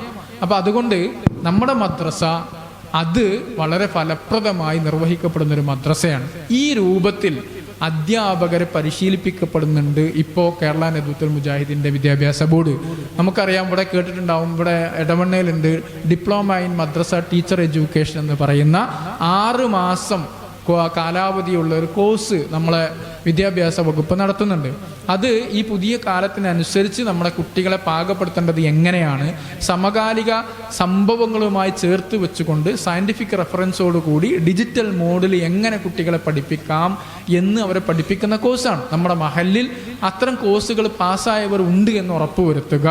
അതേപോലെ നമ്മുടെ ഈ മദ്രസയിൽ പഠിപ്പിക്കുന്ന നിലവിലുള്ള അധ്യാപകർക്ക് അവർക്കും ഈ കോഴ്സ് നമ്മൾ എന്ത് ചെയ്യുന്നുണ്ട്? ഇൻ സർവീസ് കോഴ്സായിട്ട് അവർക്ക് പ്രത്യേകം പരിശീലനം കൊടുക്കുന്നുണ്ട്.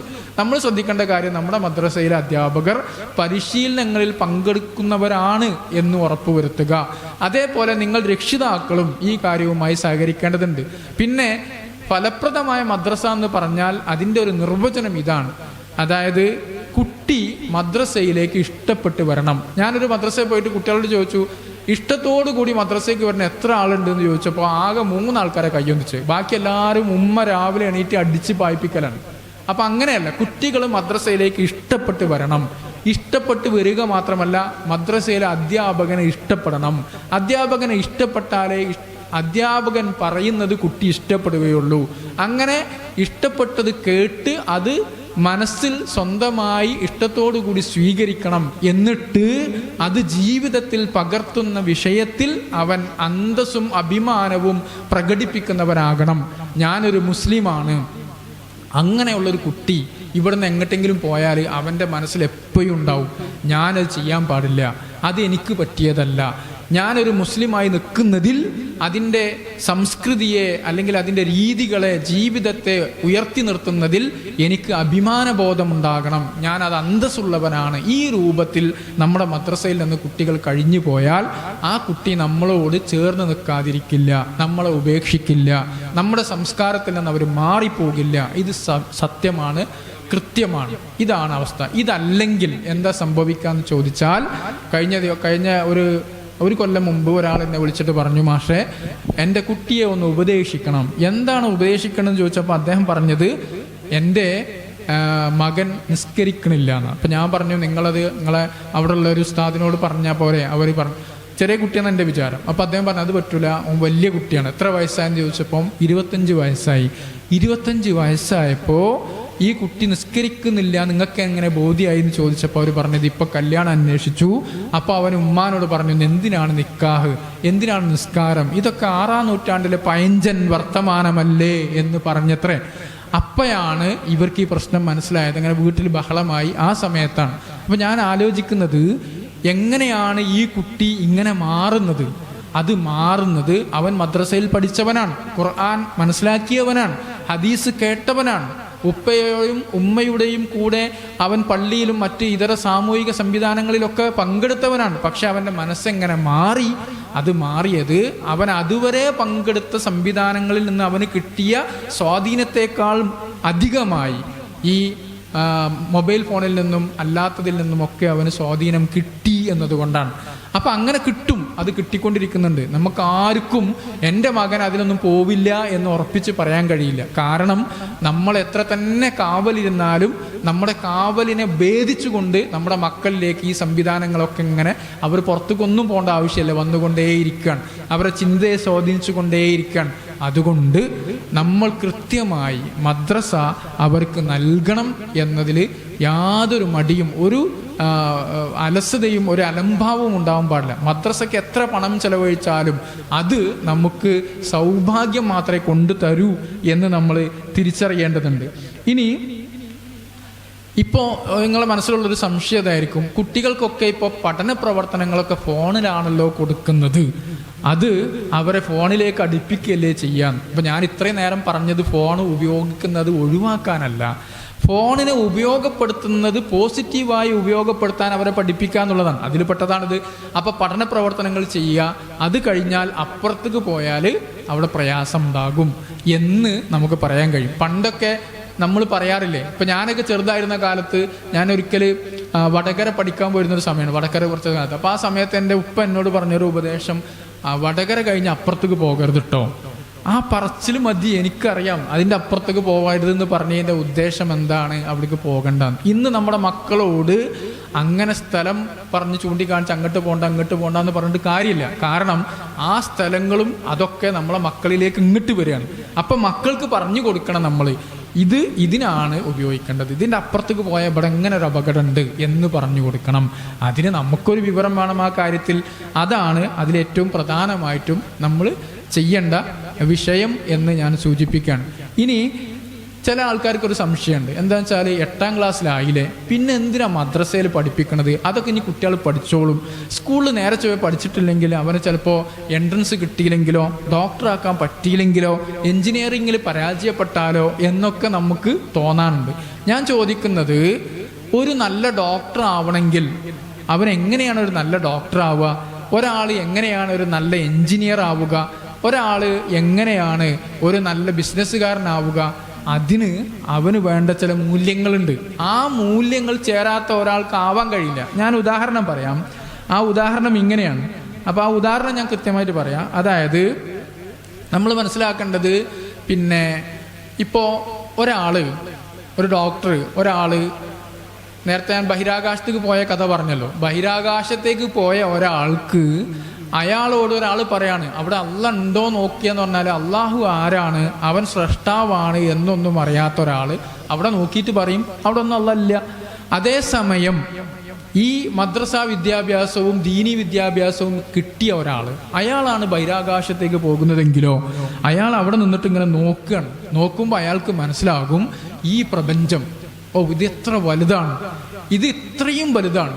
ഈ ബഹിരാകാശത്ത് ഞാൻ 400 കിലോമീറ്റർ ഇപ്പുറത്തേക്ക് പോന്നപ്പോൾ തന്നെ എനിക്കിവിടെ ജീവിക്കാനുള്ള സൗകര്യങ്ങളൊന്നുമില്ല. അള്ളാഹു സുബ്ഹാനഹു വ തആല ഭൂമിയിൽ ജീവിക്കാൻ ആവശ്യമായ എല്ലാ സൗകര്യങ്ങളും കൃത്യമാക്കി വെച്ചിട്ടുണ്ട്. അത് അള്ളാഹു വെറുതെ ഉണ്ടാക്കിയതല്ല, അതൊന്നും ആകസ്മികമായി ഉണ്ടായതല്ല എന്നൊരാൾക്ക് ബോധ്യമാകും, അല്ലേ? സാമാന്യ ബുദ്ധിയുള്ള ഒരാൾക്ക് ബോധ്യമുള്ള കാര്യമാണ്. ഇപ്പോൾ യുക്തിവാദികൾ പറയുന്നത് ലോകവും ഈ സൃഷ്ടി പ്രപഞ്ചവും ഒക്കെ ആകസ്മികമായി ഉണ്ടായതാണെന്നാണ്, ആരും ഉണ്ടാക്കിയതല്ല എന്നാണ്.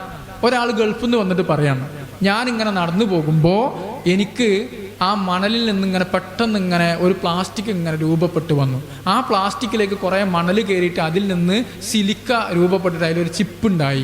എന്നിട്ട് പിന്നെ അതിൻ്റെ ബോഡിയൊക്കെ ഉണ്ടായി. അങ്ങനെ ഉണ്ടായപ്പോൾ ഞാനിങ്ങ് നോക്കിയപ്പോൾ ഒരു മൊബൈൽ ഫോണ്, അപ്പം കിട്ടിയതാണ് ഈ മൊബൈൽ ഫോൺ പറഞ്ഞാൽ നാട്ടിൽ വന്നിട്ട് നിങ്ങൾക്ക് ഇങ്ങനെ കാണിച്ചതാണെങ്കിൽ നിങ്ങൾ അയാളെ എവിടേക്ക് പറഞ്ഞേക്കും? വേഗം കുതിരവട്ടത്ത് കൊണ്ടുപോയാക്കൂലേ? അതേപോലെ അതൊരു മൊബൈൽ ഫോണിൻ്റെ കാര്യമാണ്. അതേപോലെ കൃത്യമായിട്ട് അത്രയും ആസൂത്രണത്തോടു കൂടി ഉണ്ടാക്കിയൊരു പ്രപഞ്ചത്തെ മനസ്സിലാക്കാൻ നമ്മുടെ ആളുകൾക്ക് കഴിയാതെ പോകുന്നത് അവർക്ക് സ്രഷ്ടാവിനെ അറിഞ്ഞുകൊണ്ടുള്ള വിദ്യാഭ്യാസം കിട്ടാത്തത് കൊണ്ടാണ്. ഉദാഹരണം പറയുകയാണെങ്കിൽ, ഒരു ഡോക്ടർ അയാൾ ഹൃദയം കീറിമുറിക്കുന്ന ഒരു കാർഡിയാക് സർജനാണെന്ന് വിചാരിച്ചോളൂ.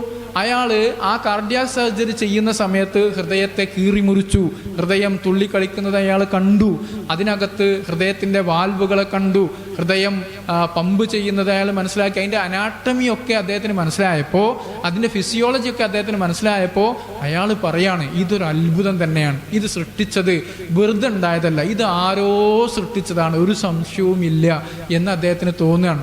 അങ്ങനെ തോന്നുന്ന ഒരാൾ അയാളുടെ മനസ്സിന്ന് പറയാണ്, റബ്ബന മാ ഖലഖത ഹാദാ ബാത്തില സുബ്ഹാനക ഫഖിനാ അദാബന്നാർ. എന്താണ് അദ്ദേഹത്തിന് തോന്നുന്നത്? പടച്ചോനെ, ഇതൊന്നും നീ വെറുതെ സൃഷ്ടിച്ചതല്ല എന്ന് എനിക്ക് ബോധ്യപ്പെട്ട് നിനക്കാണ് സർവമഹത്വവും. എന്നിട്ട് പറയാണ്, എന്താ പറഞ്ഞത്? ഇത് നീ സൃഷ്ടിച്ചതാണെന്ന് എനിക്ക് എൻ്റെ അറിവ് കൊണ്ട് ബോധ്യപ്പെട്ടു, ഞാൻ പഠിച്ച അനാട്ടമി കൊണ്ട് ഫിസിയോളജി കൊണ്ട് എനിക്ക് ബോധ്യപ്പെട്ടു. ആ നീയാണല്ലോ പറയുന്നത് നീ മരിക്കുന്നു, നീ മരിച്ചാൽ വിചാരണ ഉണ്ടാകുന്നു, വിചാരണയ്ക്ക് ശേഷം സ്വർഗമുണ്ട് നരകമുണ്ട് എന്ന്. സ്വർഗവും നരകമൊന്നും ഞാൻ കണ്ടിട്ടില്ല, എൻ്റെ അറിവ് കൊണ്ട് എനിക്കത് മനസ്സിലാക്കാനും കഴിയില്ല, എൻ്റെ യുക്തി കൊണ്ട് എനിക്കത് മനസ്സിലാക്കാൻ കഴിയില്ല. പക്ഷേ ഇത് സത്യമാണെങ്കിൽ അതുണ്ട് എന്ന് നീ പറഞ്ഞാൽ അത് സത്യമാണ് എന്ന് എനിക്ക് ബോധ്യപ്പെട്ടു റബ്ബേ. അതുകൊണ്ട് ഫക്കിന അദാബന്നാർ, എന്നെ നീ നരകത്തുനിന്ന് കാക്കണേ എന്ന് ആത്മാർത്ഥമായി മനസ്സിൻ്റെ ഉള്ളിൽ നിന്ന് പ്രാർത്ഥന വരികയാണ്. അത് ഒരു കാർഡിയോളജിസ്റ്റിന് അങ്ങനെ വരും. ഒരാൾ ബഹിരാകാശത്തേക്ക് പോയി ഭൗമാന്തര അല്ലെങ്കിൽ ബഹിരാകാശത്തുള്ള ഗോളങ്ങളും അതിൻ്റെ ആ പ്രപഞ്ചത്തിൻ്റെ രഹസ്യങ്ങളും ആസൂത്രണ വൈഭവങ്ങളും ഒക്കെ കാണുമ്പോൾ അയാളുടെ മനസ്സിൽ പറയാണ്, പടച്ചോനെ റബ്ബന മാ ഖലഖത ഹാദാ ബാത്തില സുബ്ഹാനക ഫഖിന അദാബന്നാർ. അദ്ദേഹത്തിൻ്റെ മനസ്സൊന്നും ആത്മാർത്ഥമായ പ്രാർത്ഥന വരികയാണ്, പടച്ചോനെ നരകത്ത് നിന്ന് കാക്കണേ. ഇനി ഒരാൾ സമുദ്രത്തിൻ്റെ അടിയിലേക്ക് പോയാലോ ആ ഇരുട്ടിനെ കുറിച്ചും ആ ജീവികളെ കുറിച്ചൊക്കെ പഠിക്കുമ്പോഴും അവന് ഈ സൃഷ്ടി വൈഭവത്തെക്കുറിച്ച് മനസ്സിലാക്കുമ്പോൾ അള്ളാഹുവിൻ്റെ ആ ഒരു കൽപ്പന നിർദ്ദേശങ്ങളിലുള്ള ആ ഒരു ഭയപ്പാട് അവന് വരും. അത് സത്യമാണെന്ന് അവന് ബോധ്യപ്പെടും. അതുകൊണ്ടാണ് ഒരാൾ എത്രമാത്രം സൃഷ്ടികളെക്കുറിച്ച് മനസ്സിലാക്കുന്നുവോ അത്രമാത്രം അവന് ബോധ്യപ്പെടും എന്ത്, ലാ ഇലാഹ ഇല്ലല്ലാ, അല്ലാഹു അല്ലാതെ ആരാധനക്കർഹനായി മറ്റാരുമില്ല എന്ന്. ഇതാണ് ഏറ്റവും വലിയ അറിവ്. ഫഅലം അന്നഹു ലാ ഇലാഹ ഇല്ലല്ലാ. അപ്പോൾ ഫിസിക്സ് പഠിച്ചാൽ, കെമിസ്ട്രി പഠിച്ചാൽ, എഞ്ചിനീയർ ആയാൽ, അതേപോലെ തന്നെ ശാസ്ത്രജ്ഞനായാൽ, ബഹിരാകാശത്ത് പോയാൽ, സമുദ്രാന്തര ഗവേഷണം നടത്തിയാൽ, എവിടെ പോയാലും ഈ ഒരു അറിവുള്ള ഒരാൾ അയാളാണ് യഥാർത്ഥത്തിലുള്ള ബുദ്ധിമാനും യഥാർത്ഥത്തിൽ വിജയിച്ചവനുമായി മാറുക, ഉലുൽ അൽബാബായി മാറുക. അങ്ങനെയുള്ള ആളുകളുടെ കൂട്ടത്തിലാവണമെങ്കിൽ നമ്മുടെ മദ്രസ പരിപോഷിപ്പിക്കപ്പെടണം. ഈ മദ്രസയിൽ നിന്ന് അവർ ഡോക്ടർമാരാകട്ടെ, അവർ IAS-കാരാവട്ടെ, അവർ എഞ്ചിനീയർമാരാവട്ടെ, എല്ലാ സംവിധാനങ്ങളുമുണ്ട് നമ്മുടെ മദ്രസയിൽ. ഇപ്പോൾ അതിനുള്ള എല്ലാ സംവിധാനങ്ങളുമുണ്ട് എന്ന് പറഞ്ഞാൽ അവിടെ ഫിസിക്സ് പഠിപ്പിക്കും, കെമിസ്ട്രി പഠിപ്പിക്കുമെന്നല്ല. അവർക്ക് അത് പഠിക്കുന്നതിലൂടെ അവർക്ക് മുന്നോട്ട് പോകാൻ അവർക്ക് കഴിയും. നമ്മുടെ മദ്രസയിൽ പഠന പ്രവർത്തനങ്ങളോടൊപ്പം പഠനാനുബന്ധ പ്രവർത്തനങ്ങളുമുണ്ട്, പല തരത്തിലുള്ള പ്രധാന. അപ്പം അത് മദ്രസയോട് ചേർന്ന് നിൽക്കുവാനും സ്രഷ്ടാവിനെ അറിഞ്ഞുകൊണ്ട് ഈ മേഖലകളിലൂടെയൊക്കെ മുന്നോട്ട് പോകാൻ നമ്മളെ പ്രേരിപ്പിക്കുന്നതാണ്. അപ്പോൾ ഉമ്മമാരെ, പ്രിയപ്പെട്ട സഹോദരിമാരെ, നമ്മുടെ മക്കൾ അവർ ഈ ലോകത്ത് ജനിച്ചവരാണ്. അവർക്ക് ആവശ്യമായത് കൊടുക്കേണ്ടത് നമ്മളാണ്. നമ്മൾ അതിൽ പരാജയപ്പെട്ടാൽ തീർച്ചയായിട്ടും നമ്മളെ മക്കളെ കുറ്റപ്പെടുത്തിയിട്ട് ഒരു കാര്യവുമില്ല. നിങ്ങൾ ചെയ്യേണ്ടത് നിങ്ങളെ മക്കൾ അവർ പരമാവധി മദ്രസാ വിദ്യാഭ്യാസം നേടിയവരാണ് എന്ന് ഉറപ്പുവരുത്തുക. പിന്നീടുള്ള കാലത്ത് അവർക്ക് ജീവിതത്തിൽ വരുന്ന ഓരോ സന്ദർഭങ്ങളിലും അത് മത അധ്യാപനം എന്താണ്, അതിൽ അള്ളാഹു എന്താണ് നമ്മളോട് കൽപ്പിച്ചത് എന്ന് നോക്കാനുള്ള ഒരു ബോധം, ആ ഒരു ബോധതലത്തിലേക്ക് അവർ എത്തുന്നുണ്ട് എന്ന് ഉറപ്പുവരുത്തുക. അങ്ങനെ എത്തിക്കഴിഞ്ഞാൽ ആ കുട്ടികളെ നിങ്ങൾക്ക് നഷ്ടപ്പെടില്ല. ആ കുട്ടികൾ ഒരിക്കലും നിങ്ങളോട് കല്യാണത്തിന് അന്ന് വന്നിട്ട് എൻ്റെ കല്യാണമല്ലേ, അന്ന് എനിക്കിങ്ങനെ ഡാൻസ് കളിക്കണം, ഉപ്പാൻ്റെ കല്യാണമൊക്കെ കഴിഞ്ഞു പോയില്ലേ, എൻ്റെ ജീവിതത്തിൽ ഒരു കല്യാണമല്ലേ ഉള്ളൂ എന്നൊന്നും പറഞ്ഞ് നമ്മളെ ബുദ്ധിമുട്ടിക്കില്ല. ഈ കല്യാണത്തിൻ്റെ പ്രഹസനങ്ങളും അതേപോലെ തന്നെ വികല ചിന്തകളും ഒന്നും വരില്ല. എനിക്ക് കല്യാണം തന്നെ വേണ്ട, കുടുംബം അടിമത്വമാണ് എന്ന് പറയുന്നവരുടെ മുഖത്ത് നോക്കിയിട്ട് എനിക്ക് കല്യാണം വേണം, ഞാൻ കുടുംബമായി സന്തോഷമായി ജീവിക്കും. കുടുംബം എന്ന് പറയുന്നത് സന്തോഷത്തോടു കൂടി ജീവിക്കാൻ അള്ളാഹു സുബ്ഹാനഹു വ തആല ഏർപ്പെടുത്തി തന്ന വ്യവസ്ഥയാണ് എന്ന് തിരിച്ചറിഞ്ഞവരാണ് നമ്മുടെ മക്കൾ എങ്കിൽ നമ്മൾ എന്തിനാ പേടിക്കുന്നത്? ആ മക്കൾ നമുക്ക് നൽകുന്ന സന്തോഷമാണ് കൺകുളിർമ എന്ന് പറയുന്നത്, ഖുർറത്തുൽ അയ്യുൻ എന്ന് പറയുന്നത്. അതുകൊണ്ട് നിങ്ങൾ അള്ളാഹുവിനോട് ആത്മാർത്ഥമായി പ്രാർത്ഥിക്കണം. റബ്ബന, അതേപോലെ റബ്ബന ഹബ്ലന മിൻ അസ്വാജിന വദുർരിയാതിന ഖുർറത അയ്യുനിൻ വജഅൽനാ ലിൽ മുത്തഖീന ഇമാമ. അങ്ങനെ സൗഭാഗ്യവാന്മാരായ കൺകുളിർമയുള്ള മക്കളുള്ള നല്ല രക്ഷിതാക്കളായി മാറുവാൻ സർവശക്തനായ തമ്പുരാൻ നമുക്ക് തൗഫീക്ക് നൽകി അനുഗ്രഹിക്കുമാറാവട്ടെ എന്ന് പ്രാർത്ഥിക്കുകയാണ്. നിങ്ങൾക്ക് ഞാൻ പറഞ്ഞതിൻ്റെ പൊരുള് മനസ്സിലായിട്ടുണ്ടാകും എന്ന് വിചാരിക്കുകയാണ്. മദ്രസ അത് അലസമായി കൊണ്ടു നടക്കേണ്ടതല്ല, അത് ഏറെ പ്രാധാന്യത്തോടു കൂടി കൊണ്ടു നടക്കേണ്ടതാണ്. നമ്മുടെ മാനേജ്മെൻറ്റ് അവർ ചെയ്യുന്ന പ്രവർത്തനങ്ങൾക്ക് നിങ്ങളെല്ലാ അർത്ഥത്തിലും പിന്തുണ കൊടുക്കണം.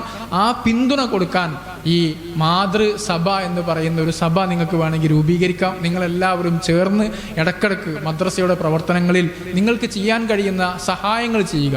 നിങ്ങളെല്ലാവരും കൂടി വന്നിട്ട് ഉസ്താദിനെ ചോദ്യം ചെയ്യാനല്ല ഞാൻ ഉദ്ദേശിച്ചത്, ഉസ്താദ് പഠിപ്പിക്കുന്നില്ലേ നോക്കാനല്ല ഉദ്ദേശിച്ചത്. അതിനൊക്കെ നമ്മൾ വിദ്യാഭ്യാസ വകുപ്പ് മുഫത്തിഷ്മാരെ ഏർപ്പാടാക്കിയിട്ടുണ്ട്. നിങ്ങളതിന് വരണ്ട. നിങ്ങൾ വരേണ്ടത് നിങ്ങളെ മക്കൾക്ക് അധ്യാപകർ കൊടുക്കുന്ന പഠന പ്രവർത്തനങ്ങളും പഠനാനുബന്ധ പ്രവർത്തനങ്ങളിലും നിങ്ങളുടേതായ സപ്പോർട്ട് നൽകാൻ നിങ്ങൾക്ക് കഴിഞ്ഞാൽ നിങ്ങളെ മക്കളെ നിങ്ങൾക്ക് വിജയിപ്പിച്ചെടുക്കാൻ കഴിയും. അതിന് നിങ്ങളൊരു മാതൃസഭ ഉണ്ടാക്കണം. അതേപോലെ PTA സജീവമായി നിൽക്കണം. അതേപോലെ ഈ നാടിലെ പലതരത്തിലുള്ള ആളുകളുണ്ടാവും, അവരെയൊക്കെ ചേർത്ത് മദ്രസക്ക് സഹായം നൽകാൻ പറ്റുന്ന ഒരു മദ്രസ സപ്പോർട്ട് ഗ്രൂപ്പ് ഉണ്ടാക്കണം. ചില ആൾക്കാർക്ക് ഈ മദ്രസയിൽ ഒരു ഡിജിറ്റൽ സംവിധാനം ഇന്ററാക്റ്റീവ് ബോർഡ് സ്ഥാപിക്കാൻ ഞാൻ അതിന് പൈസ മുടക്കിക്കോളാം എന്ന് ആഗ്രഹിക്കുന്ന ഒരാളുണ്ടാവും. അയാൾ മദ്രസയുടെ ഭരണകാര്യങ്ങളിലോ മദ്രസയിലെ സിലബസിലോ ഇടപെടാനല്ല ഉദ്ദേശിക്കുന്നത്. അയാൾ അള്ളാഹുവിൻ്റെ വജ്ഹ് ഉദ്ദേശിച്ചുകൊണ്ട് അങ്ങനെ ചെയ്യാൻ ഉദ്ദേശിക്കുക. അങ്ങനെയുള്ള ഒരാളെ നമ്മളോട് ചേർത്ത് നിർത്തിയിട്ട് അയാളെ കൊണ്ടും ഈ സംവിധാനത്തിന് പിന്തുണ നിങ്ങൾ ഉണ്ടാക്കിയെടുക്കണം. അങ്ങനെ എല്ലാ അർത്ഥത്തിലും നാടിൻ്റെ ഒരു സൗഭാഗ്യമായി ഈ മദ്രസ മാറണം. ഇപ്പോൾ അങ്ങനെയാണ്, ഇനി അത് നിലനിൽക്കണം എന്ന് തന്നെയാണ് ഞാൻ നിങ്ങളോട് പറയുന്നത്. കാലത്തിനനുസരിച്ച് മാറണം എന്നുകൂടി ആവശ്യപ്പെടുകയാണ്. ഒരു വല്യുപ്പാനോട് പറഞ്ഞ ഒരു സംഭവം കൂടി പറഞ്ഞ് ഞാൻ അവസാനിപ്പിക്കുക. അത് ഇത്രയേ ഉള്ളൂ. അതായത് വല്യുപ്പാക്ക് എന്നും കഞ്ഞി ഉണ്ടാക്കി കൊടുക്കും.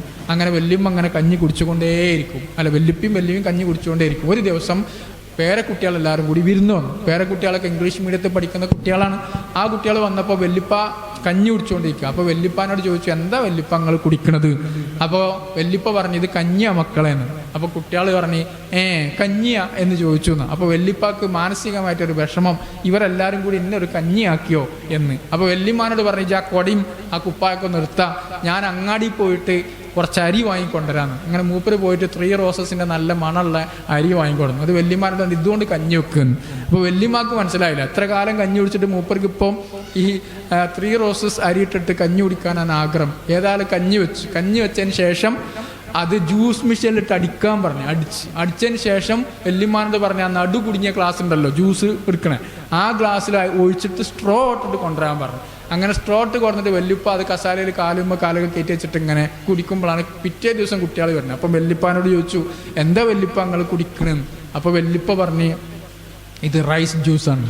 കുട്ടികൾക്ക് ഭയങ്കര സന്തോഷമായി, ഞങ്ങൾക്കും വേണമെന്നാണ്. അപ്പോൾ വല്യമ്മാനോട് നിന്ന് അതൊന്ന് കൊണ്ടുവരും. എന്നിട്ട് എല്ലാവർക്കും കൊടുത്ത് കുട്ടികളെ കൊണ്ടൊക്കെ കഞ്ഞി കുടിപ്പിച്ചു. എന്നിട്ട് വല്യപ്പ പറയാണ്, സംഗതി ഇന്നലത്തെ കഞ്ഞി തന്നെയാണ്. അപ്പോൾ നമുക്ക് മദ്രസയിൽ പഠിപ്പിക്കാനുള്ളത് ഖുർആനും ഹദീസും തന്നെയാണ്. അതേപോലെ തന്നെ നമ്മൾ പണ്ട് പഠിച്ച മൂല്യങ്ങൾ തന്നെയാണ്. അത് മാറണില്ല. അത് നമ്മൾ കൊടുക്കുന്ന രീതിയും സംവിധാനങ്ങളും മാറണം എന്നാണ് പറയുന്നത്. ആ മാറ്റമാണ് നമ്മുടെ മദ്രസയിൽ ഉണ്ടാകേണ്ടത്. ആ മാറ്റമാണ് രക്ഷിതാക്കൾ എന്നുള്ള നിലക്ക് നിങ്ങൾക്കുണ്ടാകേണ്ടത്. അതാണ് മാതാക്കൾ എന്നുള്ള നിലക്ക് നിങ്ങൾക്കുണ്ടാകേണ്ടത്. വിദ്യാഭ്യാസ ബോർഡ് മാറി.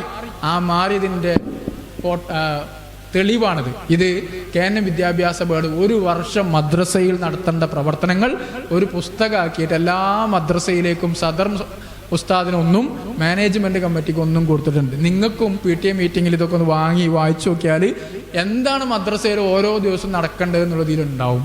ഇതങ്ങനെ അതേമാതിരി നിർവഹിക്കപ്പെടാൻ നമുക്ക് കഴിഞ്ഞാൽ നമ്മുടെ മദ്രസ ഒരു സംഭവമായി നമ്മുടെ നാടിന് അഭിമാനമായി മാറും എന്ന കാര്യത്തിൽ ഒരു സംശയവുമില്ല. അല്ലാഹു സുബ്ഹാനഹു തആല അതിനുള്ള തൗഫീഖ് നമുക്കെല്ലാവർക്കും നൽകി അനുഗ്രഹിക്കുമാറാവട്ടെ. റബ്ബന തഖബ്ബൽ മിന്നാ ഇന്നക അൻതസ് സമീഉൽ അലീം വതുബ് അലൈനാ ഇന്നക അൻതത് തവ്വാബുർ റഹീം. ആമീൻ ബിറഹ്മതിക യാ അർഹമർ റഹീമീൻ.